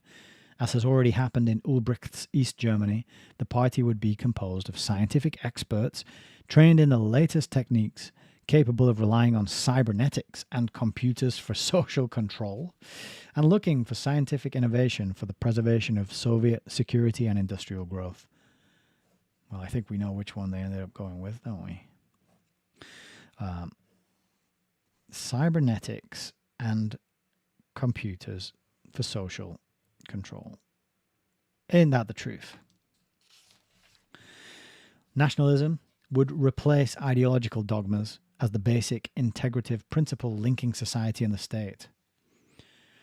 I can't imagine a resurgence of nationalism. The younger, more technologically oriented leaders of the military establishment would in all probability favour this pattern. Political leadership, as in the first variant, could remain collective, though it would probably involve a wider coalition of party-state military economic leaders. Militant fundamentalism would involve a revivalist effort to rekindle ideological fervour, which would in turn require a more revolutionary relationship between the political system and society. The notion of progression toward communism would have to be given new programmatic content, and hence politically induced social changes would be necessary. In all probability, this development would necessitate the application of force to overcome both actual resistance and sheer social inertia. Even if it fell short of Stalinist methods, the effort to shake up the Soviet system's rigidly bureaucratized structure would require highly centralized leadership, ideological militancy, perhaps a more hostile attitude toward the outside world, and something along the lines of Mao Zedong's Cultural Revolution. Political disintegration would involve internal paralysis in the ruling elite, the rising self-assertiveness of various key groups within it, splits in the armed forces, restiveness among the young people and the intellectuals, and open disaffection among the non-Russian nationalities. In the wake of the intensifying contradiction between the political system and society, the crisis that could arise would be made more acute by an inadequate economic growth incapable of satisfying popular demands. The petrified ideology, no longer taken seriously by the elite, would be incapable of providing the system with a coherent set of values for concerted action. So, this list here, these 5 possible paths, this is a really, in my opinion, a really good insight into the way that these world controllers think.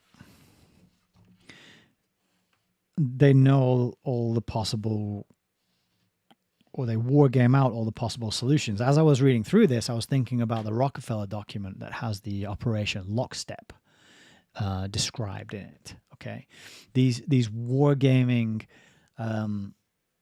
possible outcomes, and then analyzing which one is preferable, which one can we, given the people that we know, given the dirt that we've got on them, the power, the blackmail materials that are available, the favors that are owed, the relationships we've already built. Which one of these can we nudge and make happen so that we can get whatever we want out of this particular nation or country or situation or whatever it might be. This is the kind of thinking that these social engineers carry out. It's quite an interesting insight into that, hearing these different, these nice little concise descriptions of what could happen and the different ways it could go.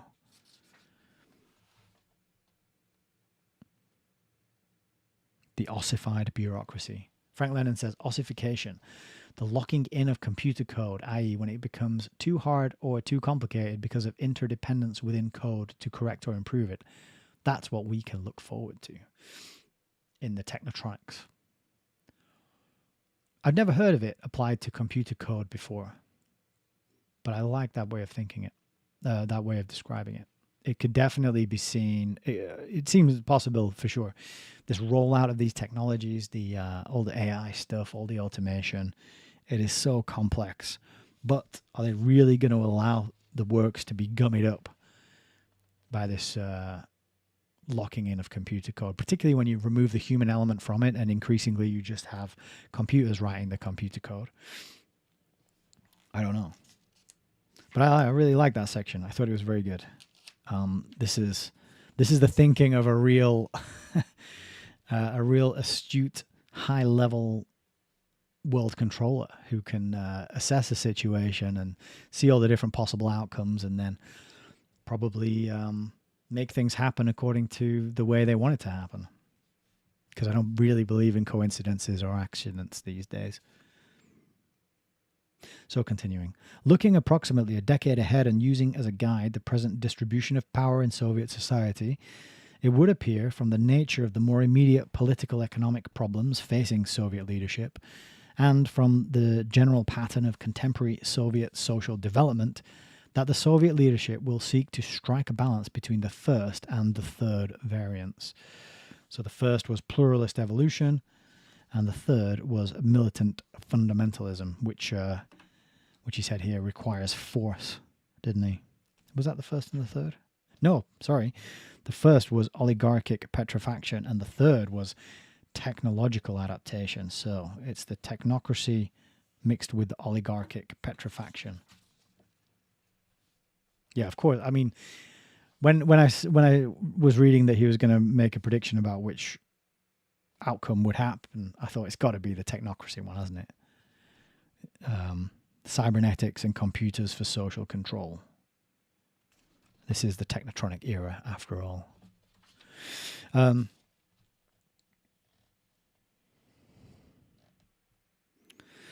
The combination comes closest to satisfying elite interests, the imperatives of social orthodoxy, and the needs of the Soviet Union as a global rival of the United States. In the short run, development toward a pluralist, ideologically more tolerant system does not seem likely. The years 1964 to 1969 have even seen movement in the opposite direction. The political system is not in the near future likely to elevate to leadership a man with the will and the power to democratize Soviet society, and that society lacks the cohesion and the group pressures necessary to effect democratization from below. As the experience of Czechoslovakia has shown, democratization from below must be an organic process that links the intellectuals, the workers, and the students with some segments of the leadership in a deliberate effort to reform the political structure as well as the economic structure. Well, that is a nice little myth, isn't it? Anything happening from below, democratization from below. Don't buy it.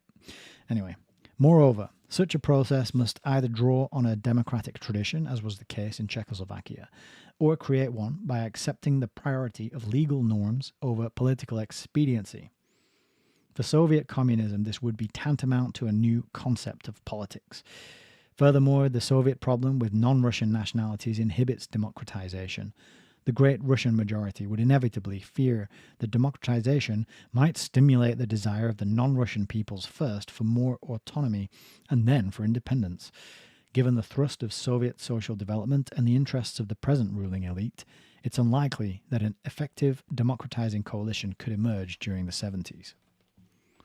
Militant fundamentalism under a one-man dictatorship, though perhaps somewhat more probable in the short run than a pluralist evolution, also would have to overcome enormous inertia and the collective stake of the party oligarchs in preventing the reappearance of one-man rule. Because that's what they overthrew in the first place, wasn't it? They had Tsar Nicholas II out with that system, so to bring that back again would be a little bit... But it is a revolution, you go round and then you just end up back where you started. Pressures towards such a rule could develop in the face of domestic upheaval or a major foreign threat, but a talented and effective political leader would have to be available. The present Soviet bureaucracy is constituted in such a way as to weed out and snuff out individual talent. It's no longer a revolutionary party in which individual courage and resourcefulness make for advancement. No, that's collectivism, isn't it? Anybody who stands out, who is exceptional, who is brave, who is heroic, who is accomplished, different, more deserving of a leadership role, has to be knocked down a few pegs because they're embarrassing everybody else, right? It's collectivism. You all have to be the same and equal, and everything has to be doled out equitably. So you can't be having exceptional people with brilliant skills and talents.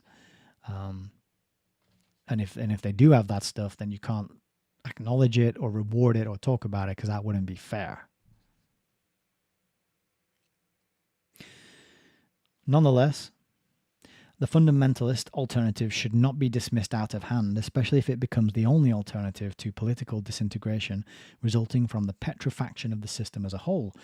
Protracted internal decay as a result of the leadership's inability to come to grips with current problems, continued failure to catch up with the United States in the scientific competition, and internal threats to national unity could, in a context of increasing ideological indifference, combine with an international security threat to spark a fundamentalist spasm from a section of the elite.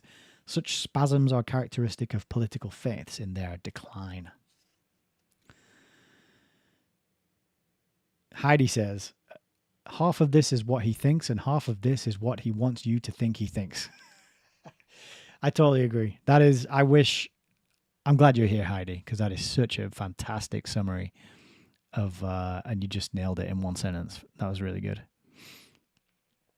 Exactly. Yeah. It's like half of it is honest truth and half of it is running cover.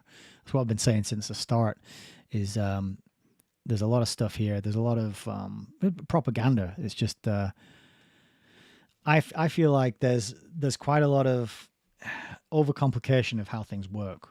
A lot of discussion of ideology and isms and forces, and that's masking the people who just manipulate these systems and war game the scenarios out as he just did in this chapter. That gave us more of an insight into how things really work. The people who fund these things and sit down and war game it and plan it out and then know how to make it go in the direction that they have preordained. That's the bit that he leaves out, the hidden hand that manipulates and makes these things happen. But yeah, I really like that summary. Half of this is what he thinks and half of this is what he wants you to think he thinks. Where did we get to?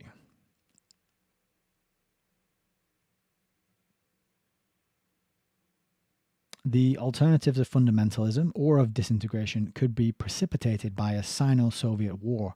Such a war would inevitably impose major strains on the Soviet system. Even if won rapidly by the Soviet side, it would entail major economic costs and could even involve lengthy post-war counter-guerrilla activities. A protracted war would constitute itself a direct defeat for the Soviet regime, and it is almost certain that the regime would be toppled from power by dissatisfied elements in the ruling circles. Whatever its outcome, a war of this magnitude would be certain to trigger highly militant and volatile feelings within the Soviet Union, creating pressures on behalf of one-man rule or simply pulling the regime apart. Given the conditions prevailing in the early 1970s, oligarchic petrifaction would be the probable consequence of continued rule by the present majority of the aging upper party bureaucracy. The average age of Central Committee members was over 60 in 1969, making them probably the oldest political leaders in the world, except for those of the Vatican and Mao and his associates. Of the old-time army marshals, some of whom have more party seniority than the top political rulers, and of the party ideologues. This coalition represents not only the political but also the top social elite of the Soviet Union, in the sense that its power gives its prerogatives equivalent to those associated under capitalism with wealth, luxury, convenience, and prestige. Yes, there you go.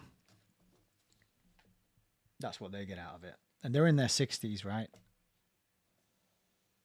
They're not going to give that up. They're not going to share that power and luxury and convenience and prestige. They're not going to allow any competition to come. Of course not. Like any ruling class, it tends to become conservative and resistant to changes that threaten its position. Yeah. Moreover, and this is a very important consideration, the Soviet middle class is highly bureaucratized and consists almost entirely of state officials who are rather conservative in their political and social mores and are only one generation removed from their proletarian or peasant origins. Aha, okay. So Alan talks about this quite a lot, in that you have this dominant minority, this inner core of the wealthy, elite, string pulling, world controlling, social manipulators who plan everything. And then they are buffered by this next layer. I think Plato calls them the guardian class, but it's a layer of bureaucrats and academics and writers and thinkers and intellectuals, scientists and experts. And these people's job to keep the scam going over everybody else, over the masses. So these people are the ones who'll come up with the propaganda and the narratives, and they'll put the stories out there and the entertainment and the games and the fun and the Punch and Judy shows, the things, the distractions, all that kind of stuff, right? The middle managers. Thank you, Heidi. That's another good way of putting it. Yeah, it's the managerial class, and that group have an elevated position above the masses. They have an elevated income level. They're comfortable. They are more closer to that higher top level of wealth and luxury and power and influence. And that's where they want to get to. But they're not quite psychopathic enough to get there. They're useful idiots, in other words.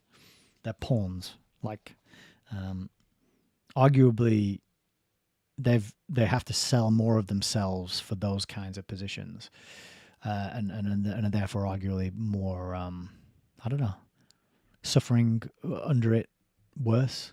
Don't know what I'm trying to express exactly, but the fact that they have to sell more of themselves than we do down here at the bottom, where we're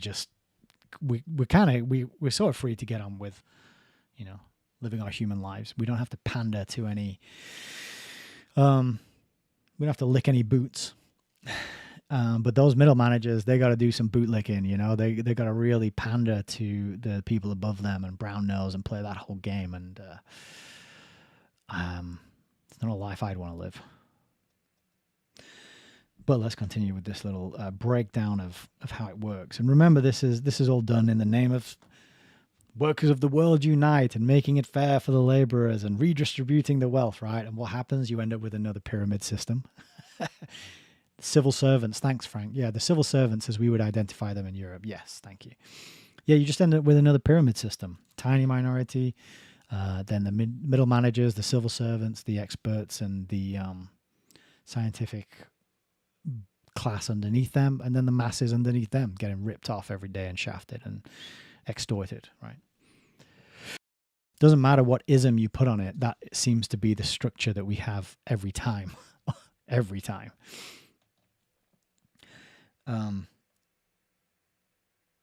We finished this bit, aren't we? This class does not want major change, though it does desire more material goods. There you go. It provides the underpinning for the conservatism of the leadership. Yeah, it's a great system. It works. If it ain't broke, break it. That's the name of a song. That's why it just popped into my head. That's the name of a song by a band that I really like. If it ain't broke, break it. The upper strata of the Soviet professional and scientific elite has, however, become too broad, too well educated, and too nationalistically ambitious to be satisfied with a pattern that merely preserves the status quo. Though concerned with, because that's the tricky bit, isn't it? You want them to be educated enough to run the systems and do the managing and keep the scam going on your behalf so that you can chill out on your super yacht or in your mega palace or whatever.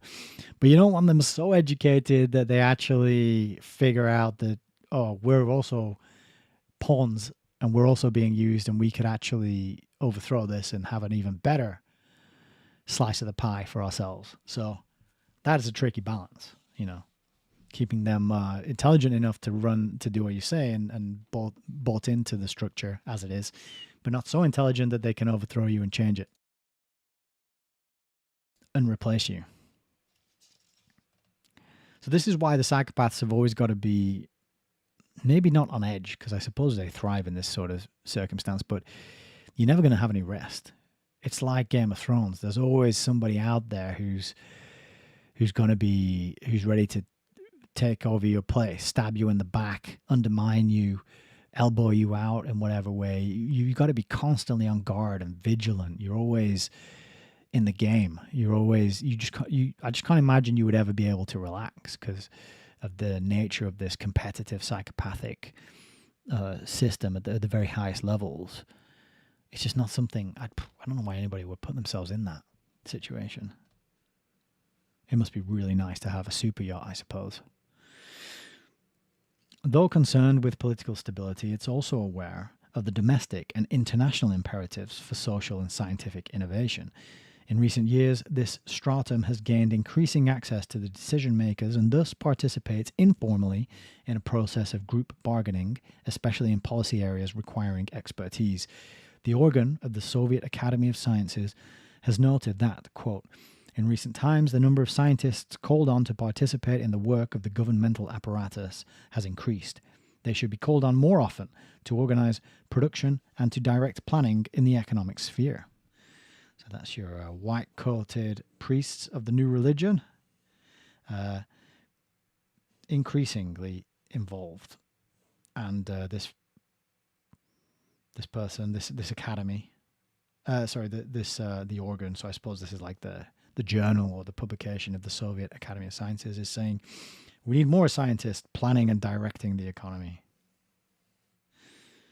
Their innovative influence, added to the increasingly widespread political appreciation of the importance of scientific innovation, to national feelings of rivalry with the United States, and to the nationalist and security aspirations of the younger, more scientifically oriented military leaders, is already stimulating pressures for a fusion of the first, oligarchic petrifaction, and third, technological adaptation variants, in an attempt to construct a novel kind of technotronic communism.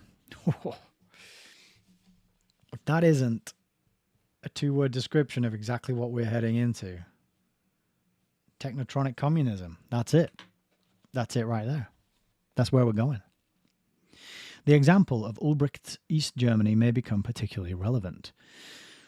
Though in Romania explorations of the scientific revolution's significance have led some communists to suggest that this revolution requires a new theoretical framework based on the principle of universality, Ulbricht has attempted to combine scientific innovation with strict adherence to the Leninist-Stalinist ideological tradition. So that's Ulbricht's East Germany. I'll just remind people that I mentioned, if you want to get a good depiction of that, it's the film The Lives of Others. I think the film's called that. The Lives of Others. Let me double check and confirm that for you there. It's a 2006 German drama film. Yes, The Lives of Others. And the story centers around the covert audio surveillance of East Berlin residents by a senior operative of the Stasi. And it is pretty good. Technotronic communism. That's what we're heading into. But yeah, just interesting that nice synchronicity. I mentioned that film at the intro to the stream tonight, and then we are now getting Zbig's take on East Germany. Heidi says it's a sad and haunting film. Yes, it is indeed. When I say it's good, I don't mean you're going to enjoy watching it necessarily, but it's going to give you a good insight into what things were like and what things are increasingly going to be like.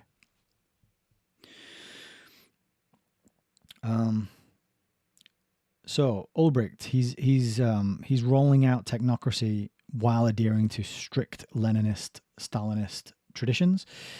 Political leadership has remained highly centralized, and ideological dissent has been firmly suppressed. So you can read into that what you will. At the same time, Ulbricht, perhaps more than any other communist leader, has emphasized that, quote, the development of the socialist system, above all the implementation of the economic system as a whole, is to a growing extent a matter of scientific leadership. We orient ourselves on the conscious scientific control of complex processes and systems by the people and for the people. We make use of cybernetics in this sense. That is a quote and a half. This is what people, I think, don't realize. The materialists out there and the left brain dominant material scientific people who poo-poo any spirit, soul, demons, angels, God, that kind of stuff. They don't realize that way of that worldview has been tried as a guiding principle for systems of societies and systems of governance and economics, right? It was tried. It was the USSR. It was China under Mao. It was East Berlin under Ulbricht. It has been done before, and that is what happened. Mass, major death, torture, struggle, starvation, strife. But they just can't get their head around that. They just can't, because I'm rational and you're irrational if you talk about God and spirits and soul and all that kind of stuff, because you can't measure it, therefore it doesn't exist. And I'm rational, and if we just put the rational people in charge and take the emotions out of it, then everyone will be happier, because we'll make them all happy by scientifically controlling everything. It's like, it's been done. It has been done. Frank Lennon says, Palantir, the growing heart of technocratic communism. That's a good, yeah, I agree with that. Palantir as well is a Lord of the Rings reference, I believe, isn't it? It's like a device or an orb of some kind or a crystal ball type thing that shows you anything you want to see. I think I'm right in saying that. Continuing. During the second half of the 1960s, East German leadership made an intense effort to rationalize economic management in order to combine lower-level initiative with an effective system of controls and coordination. The Seventh Party Congress set itself the task of developing a general conception of the relations between the various part systems with the economic system as a whole. More than any other communist country, East Germany utilized cybernetics, operational research, and electronic data processing. Okay, that is worth highlighting. More than any other country, communist country, you got cybernetics, electronic data processing, and operational research. 2 years later, at the April 1969 Central Committee, Plenum, Politburo, 2 years later, at the April 1969 Central Committee Plenum, Politburo member Kurt Hager proudly reported, and he repeatedly used this formula, that East Germany was not only ideologically sound, but correctly programmed. In line with this correct programming, the party has emphasized the importance of expertise among its members, and the educational system has been reformed in order to link science closely with industry. Yeah, you have to always do an educational reform, don't you? To mold people to fit the system. By the late 1960s, East Germany had transformed itself from one of the most war-ravaged societies into the most economically and ideologically advanced science-oriented communist state. Into the most economically and ideologically advanced communist state. After a 50-year lapse, the combination of Prussian discipline, that's your Prussian schooling, which we have, German scientific efficiency, and Leninist-Stalinist ideology has thus, again, made German communism a model for its eastern neighbors. In the Soviet Union, however, other considerations will, in all likelihood, impede the pace of a similar technologization of the Soviet political system. For one thing, the Soviet Union is a much bigger country, is more difficult to integrate, and has many more areas of socio-economic backwardness to overcome. In addition, over the last 50 years, the ruling party has developed its own traditions and ideological style, and though it favors the acquisition of technical skills by its officials, it's likely to continue to resist the development of an essentially technical orientation among its members, since that would dilute the importance attached to ideology. Moreover, perhaps intensified in the years to come by the Sino-Soviet dispute, the role of the security factor in policymaking and of the military in the political process might tend to increase. Indeed, if the security problem becomes more urgent and Soviet leadership remains collective, it will become increasingly difficult to deny the military direct participation in the political decision-making process. In that case, the fusion of the first and the third variants, striving to combine ideological rigidity with technological expertise, would also involve the transformation during the 70s of the present Communist Party dictatorship into a communist praetorian oligarchy. Okay, we got one more section left in this chapter, and it's about 3.5 pages. It's called The Problem of Vitality. The question then is, will such a political development facilitate the resolution of the economic and political dilemmas confronting the Soviet Union? The answer to this question is bound to be even more speculative than the prognosis itself. On the whole, it would appear doubtful whether an attempt to combine ideological orthodoxy with technological innovation, perhaps buttressed by increasing reliance on nationalism and the military, will create a setting propitious to intellectual and scientific creativity. Such an attempt is more likely to produce internal contradictions, with the ideologues and the technocrats often pulling in opposite directions. This will be especially true as concerns the complex issue of economic decentralization, increasingly recognized as necessary for economic reasons, but nevertheless feared for political reasons. The result will be either temporary compromises, such as have been characteristic of Brezhnev, or drastic policy shifts from one emphasis to the other. The consequent tension will widen the gap between the political system and society. The political system will appear unresponsive to internal dilemmas, and increasing social pressure will be generated for a more fundamental reassessment of the contemporary relevance of the ideological and institutional character of the Soviet state. Accordingly, it may be expected that the 1970s will witness the spread to the Soviet Union of convulsions similar to those that Spain, Yugoslavia, Mexico, and Poland began to undergo in the late 60s. The Soviet student population will have doubled during the 1960s. It increased by 77% between 1958 and 1965, and it's unlikely that the Soviet Union will altogether avoid student unrest. The late 1970s will probably see the sexual revolution spread to the more urban Soviet centers, and the party ideologues will not find it easy to accommodate within the prevailing official mores. These factors could create a broader social basis for the currently isolated ideological dissenters, and together with the likely growth in the self-assertiveness of the non-Russian intelligentsia, make for more visible social and political tensions. Given the authoritarian Soviet setting, a red flag spontaneously flown by Moscow students over their university will have much graver political symbolism than the same flag fluttering over Columbia or the Sorbonne. But it will not be until the early 1980s that the first fully post-Stalin political leadership will enter the political arena. And it was in the 1980s that the Berlin Wall came down, wasn't it? So that's an interesting time that he's picked for this first post-Stalin political leadership of the Soviet Union.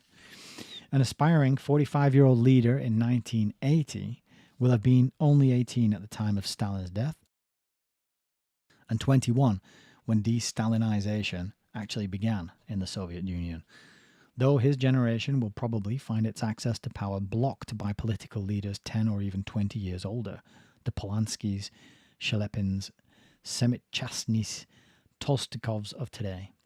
It will press for influence from the echelons immediately below that of the Central Committee. Given the more volatile domestic and global setting in which it will have matured, given its higher education, given the probably more flexible character of the adjoining Eastern European states, it is quite possible that the emerging political elite will be less committed to the notion that social development requires intense concentration of political power.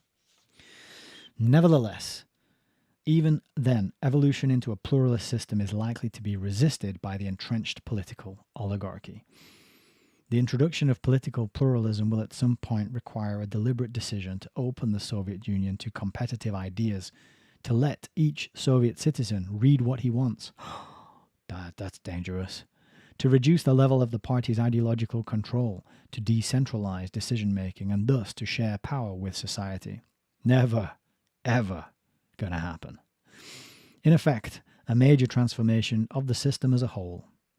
Unintended consequences of economic technological adjustments will not suffice to bring about significant political change, as in Yugoslavia or pre-1968 Czechoslovakia. At some point, the political elite must decide to embark on deliberate political reforms. Thus, barring an upheaval resulting from internal paralysis, and dramatically bringing about either social democracy or, more likely, a revivalist dictator capable of controlling internal dissent, the more probable pattern for the 1980s is a marginal shift toward the combination of the second, pluralist evolution, and the third, technological adaptation, variance. Limited economic, political pluralism, and intense emphasis on technological competence within the context of a still authoritarian government representing a coalition of the upper echelons of the principal interest groups. This could be the beginning of the return to the Western Marxist tradition, but only a slow and cautious beginning at best.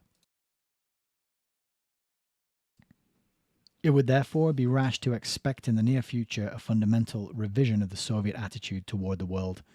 There will be change, but it will be slow.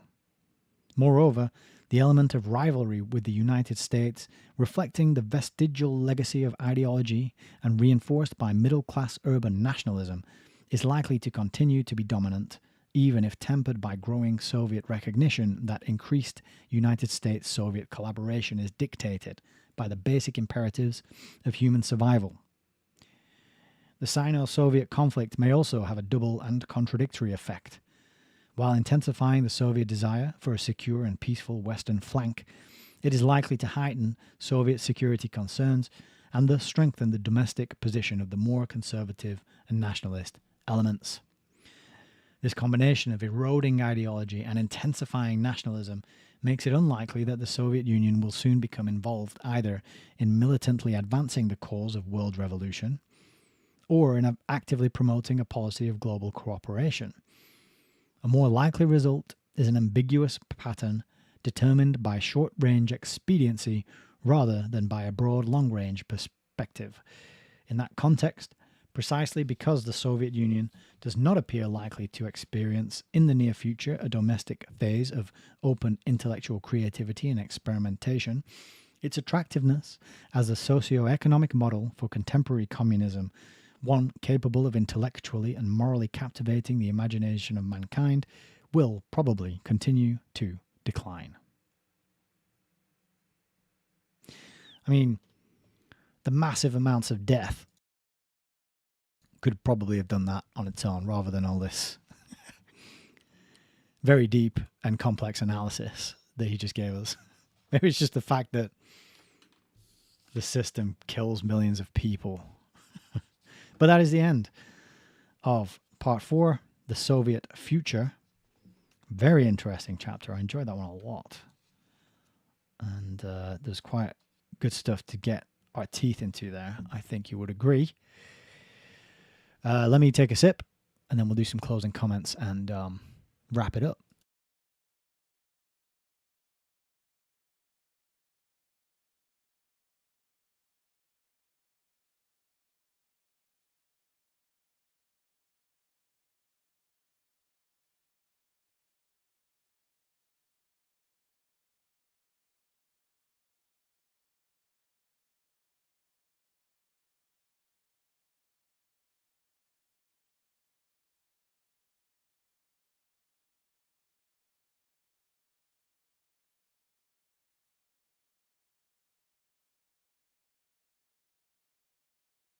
Oh dear.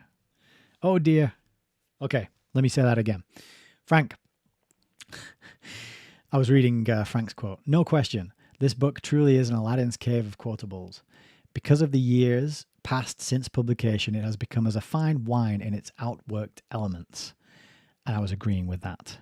And I was saying that there's so many quotes in here and so many things to pick out and analyze, but I keep going back to your comment, Heidi, about how half of this is what he thinks and half of this is what he wants us to think he thinks. And to me, that's the difficulty of picking through what is spin and what is truth. But, you know, that's part of the fun. That's part of the detective work. That's part of what I think we do a little bit differently on this channel, is that real-time analysis and going through it. And I can give you my thoughts and my feedback. I'm not trying to set myself up as any kind of authority. I'm just showing you that anybody can pick up these books and read them and interpret them and try and piece things together. And you probably have a lot of more success than you might think. If there's anything I'd like to communicate to people, it is this, that we are all capable of picking up and reading these books and gleaning information from them and ideas and insights and truth, right? The subtitle is Truth in Books. And so there is always going to be some truth in them. No single book has all the truth, I don't think, although I know people in this audience might debate me on that. But all these books are going to contain some truth, and it's getting in there and finding these little nuggets where they're talking about technocratic communism, or they're talking about the use of cybernetics and openly admitting and saying that, yeah, we use cybernetics in East Germany and look at what we achieved. And there's always these little ambitions and these little revelations. And like you said, Frank, when the book's older and we've got that benefit of the intervening 55 years, it was 1970, so it's 55 years, isn't it? We've got the benefit of hindsight to look back and go, well, wasn't he on the money with some of the things that he was, quote unquote, predicting and telling us might happen and may happen? But also, I'm not much of an expert on anything, but definitely not communism and the USSR, the Soviet Union, the Bolshevik Revolution, all that stuff. So learning about that from him is really good as well. And I think one of my favorite parts about tonight's stream was definitely the war gaming out the different scenarios and the way it could go, because I think that was a real insight into the mindset of these planners, these controllers, these psychopaths who are able to strategize in that dispassionate way. And he's proven that to us through the last few chapters, where he is going about, he's just analyzing the system so clinically and not dwelling on or emphasizing the death and the harm and the pain and the suffering, right? And that's why I keep going on about it and bringing it up, because you almost get sucked into his like psychopathic clinical world of just, oh, well, the system put so many telephones in people's houses and it increased crop yield by this much percentage. And, you know, and you get into these stats and these statistics and you start to overlook the absolute horror, you know, the real unimaginable hell on earth kind of horror that was caused by these ideologies and these people and these attempts and these efforts to create these systems that and manage and squeeze and squish people into the systems, right? Because it's evil. It is just evil. That's all you can say about it. It is evil. Full stop. And as Melissa says on the video, it's spiritual war. We're all on the battlefield. And I talked to another Melissa last night, Melissa from CTTM, Alan Watt, and we discussed this book, which is actually 3 books. But we discussed That Hideous Strength, which is book 3 in C.S. Lewis's Space Trilogy. And we talked about the first 5 chapters, and that's going to be coming out next Thursday, the 20th. Is it the 20th, I think, or the 21st, maybe? The 20th. And just in the first 5 chapters of this book, That Hideous Strength, is the whole worldview and ideology and modus operandi and methodology and goal and plan of the scientific, technocratic, communist, elite type people. It was amazing. I couldn't believe what I was reading. I couldn't believe what C.S. Lewis knew about these people and what he was able to succinctly capture and put down in the first 5 chapters of this book. It is really good. I would encourage people who haven't read it to read those first 5 chapters and then check out our video. I'm going to be reading ahead, and we're going to be recording another video soon on the next 5 chapters, but that is coming up, so I will mention that. But this whole trilogy is really good, very much worth getting hold of. And my copy is a really nice hardback, which is like a 75th anniversary edition. And C.S. Lewis, he knew what was coming. He really did. So you've got Brzezinski, who knew what was coming, and his attitude was more of the Carroll Quigley attitude, like, oh, well, you know, I approve of the goals. I'm just not sure I approve of the methodologies. But overall, I work with these people, and I think what they're trying to do is good. That's the kind of Zbignew's stance as well. C.S. Lewis is certainly not approving. He has certainly got more to say about it, but it's not alarmist. It's not driven by fear. You know, he writes it in such a way that you see the absurdity, the hubris. You almost pity the people who are trying to do this, right? You almost feel sorry for them. You realize that they are actually not in a good place. They might have a super yacht. They might have big, lots of digits in their bank account. Maybe they got some fancy watch or some other gadgets and gizmos, but they're not free. They're not free. They haven't got access to the things that make our lives so rich and wonderful. The compassion, the love, the creativity, the kindness, the generosity, the decency, the honor, the loyalty, all that good stuff that really that really is the best of what humans are capable of. Like, they don't have access to all that. They sacrificed all that. They gave it up. They squashed it down. They amputated it. You know, they got rid of it. They didn't see any need for it.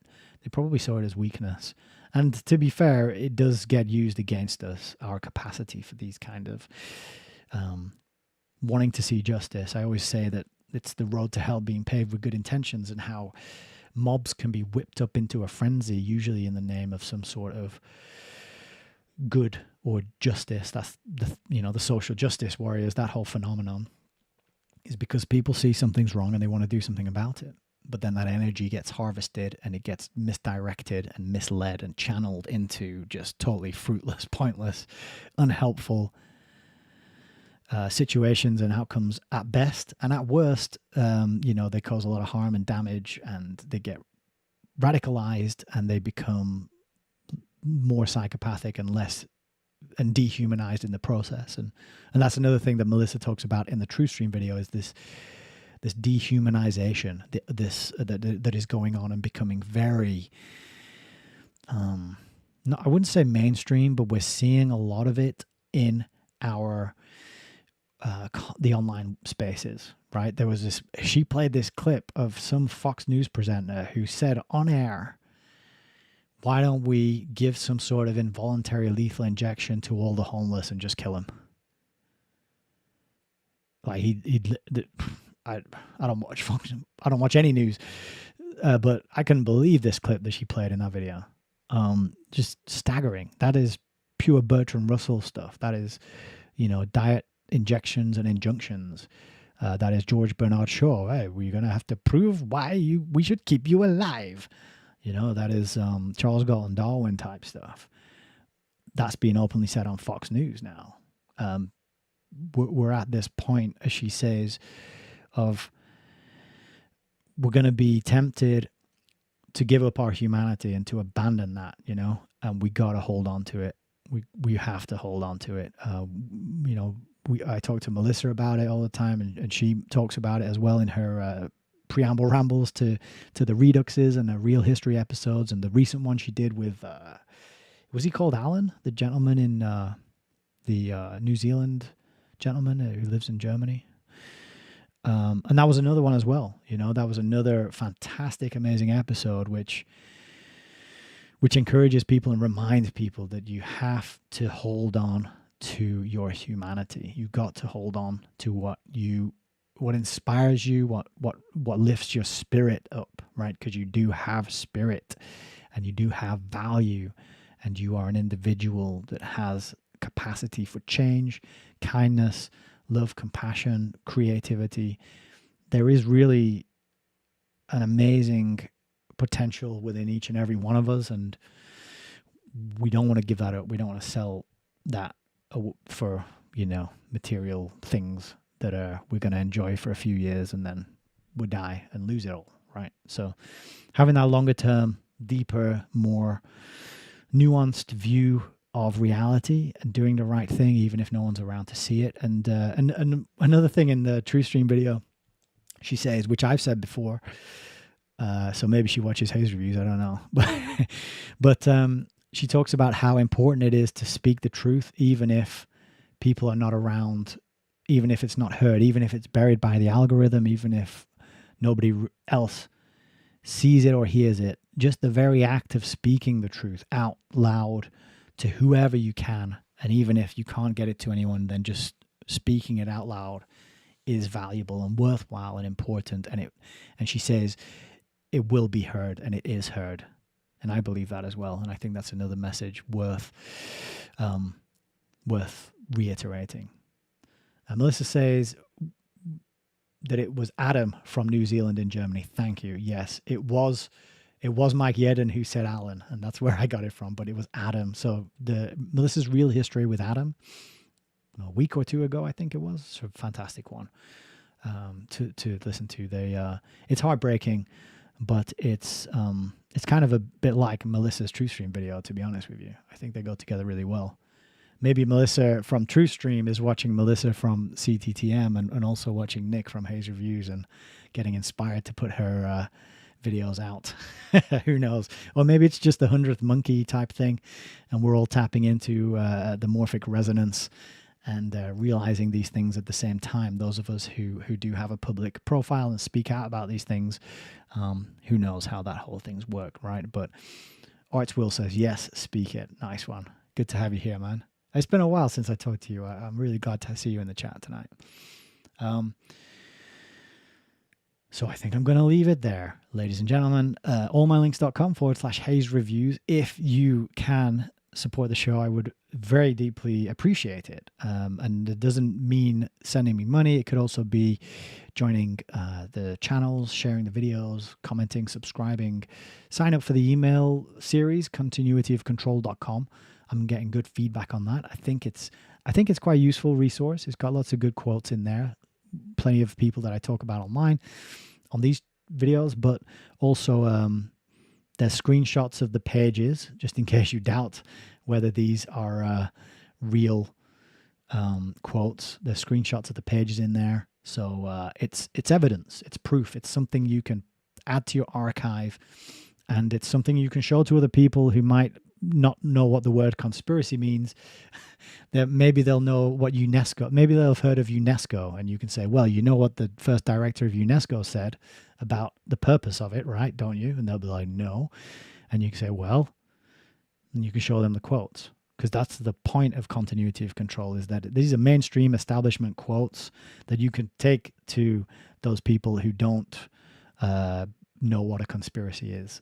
Right? So it's a resource that I hope will be useful and can help people communicate about these things to other people. So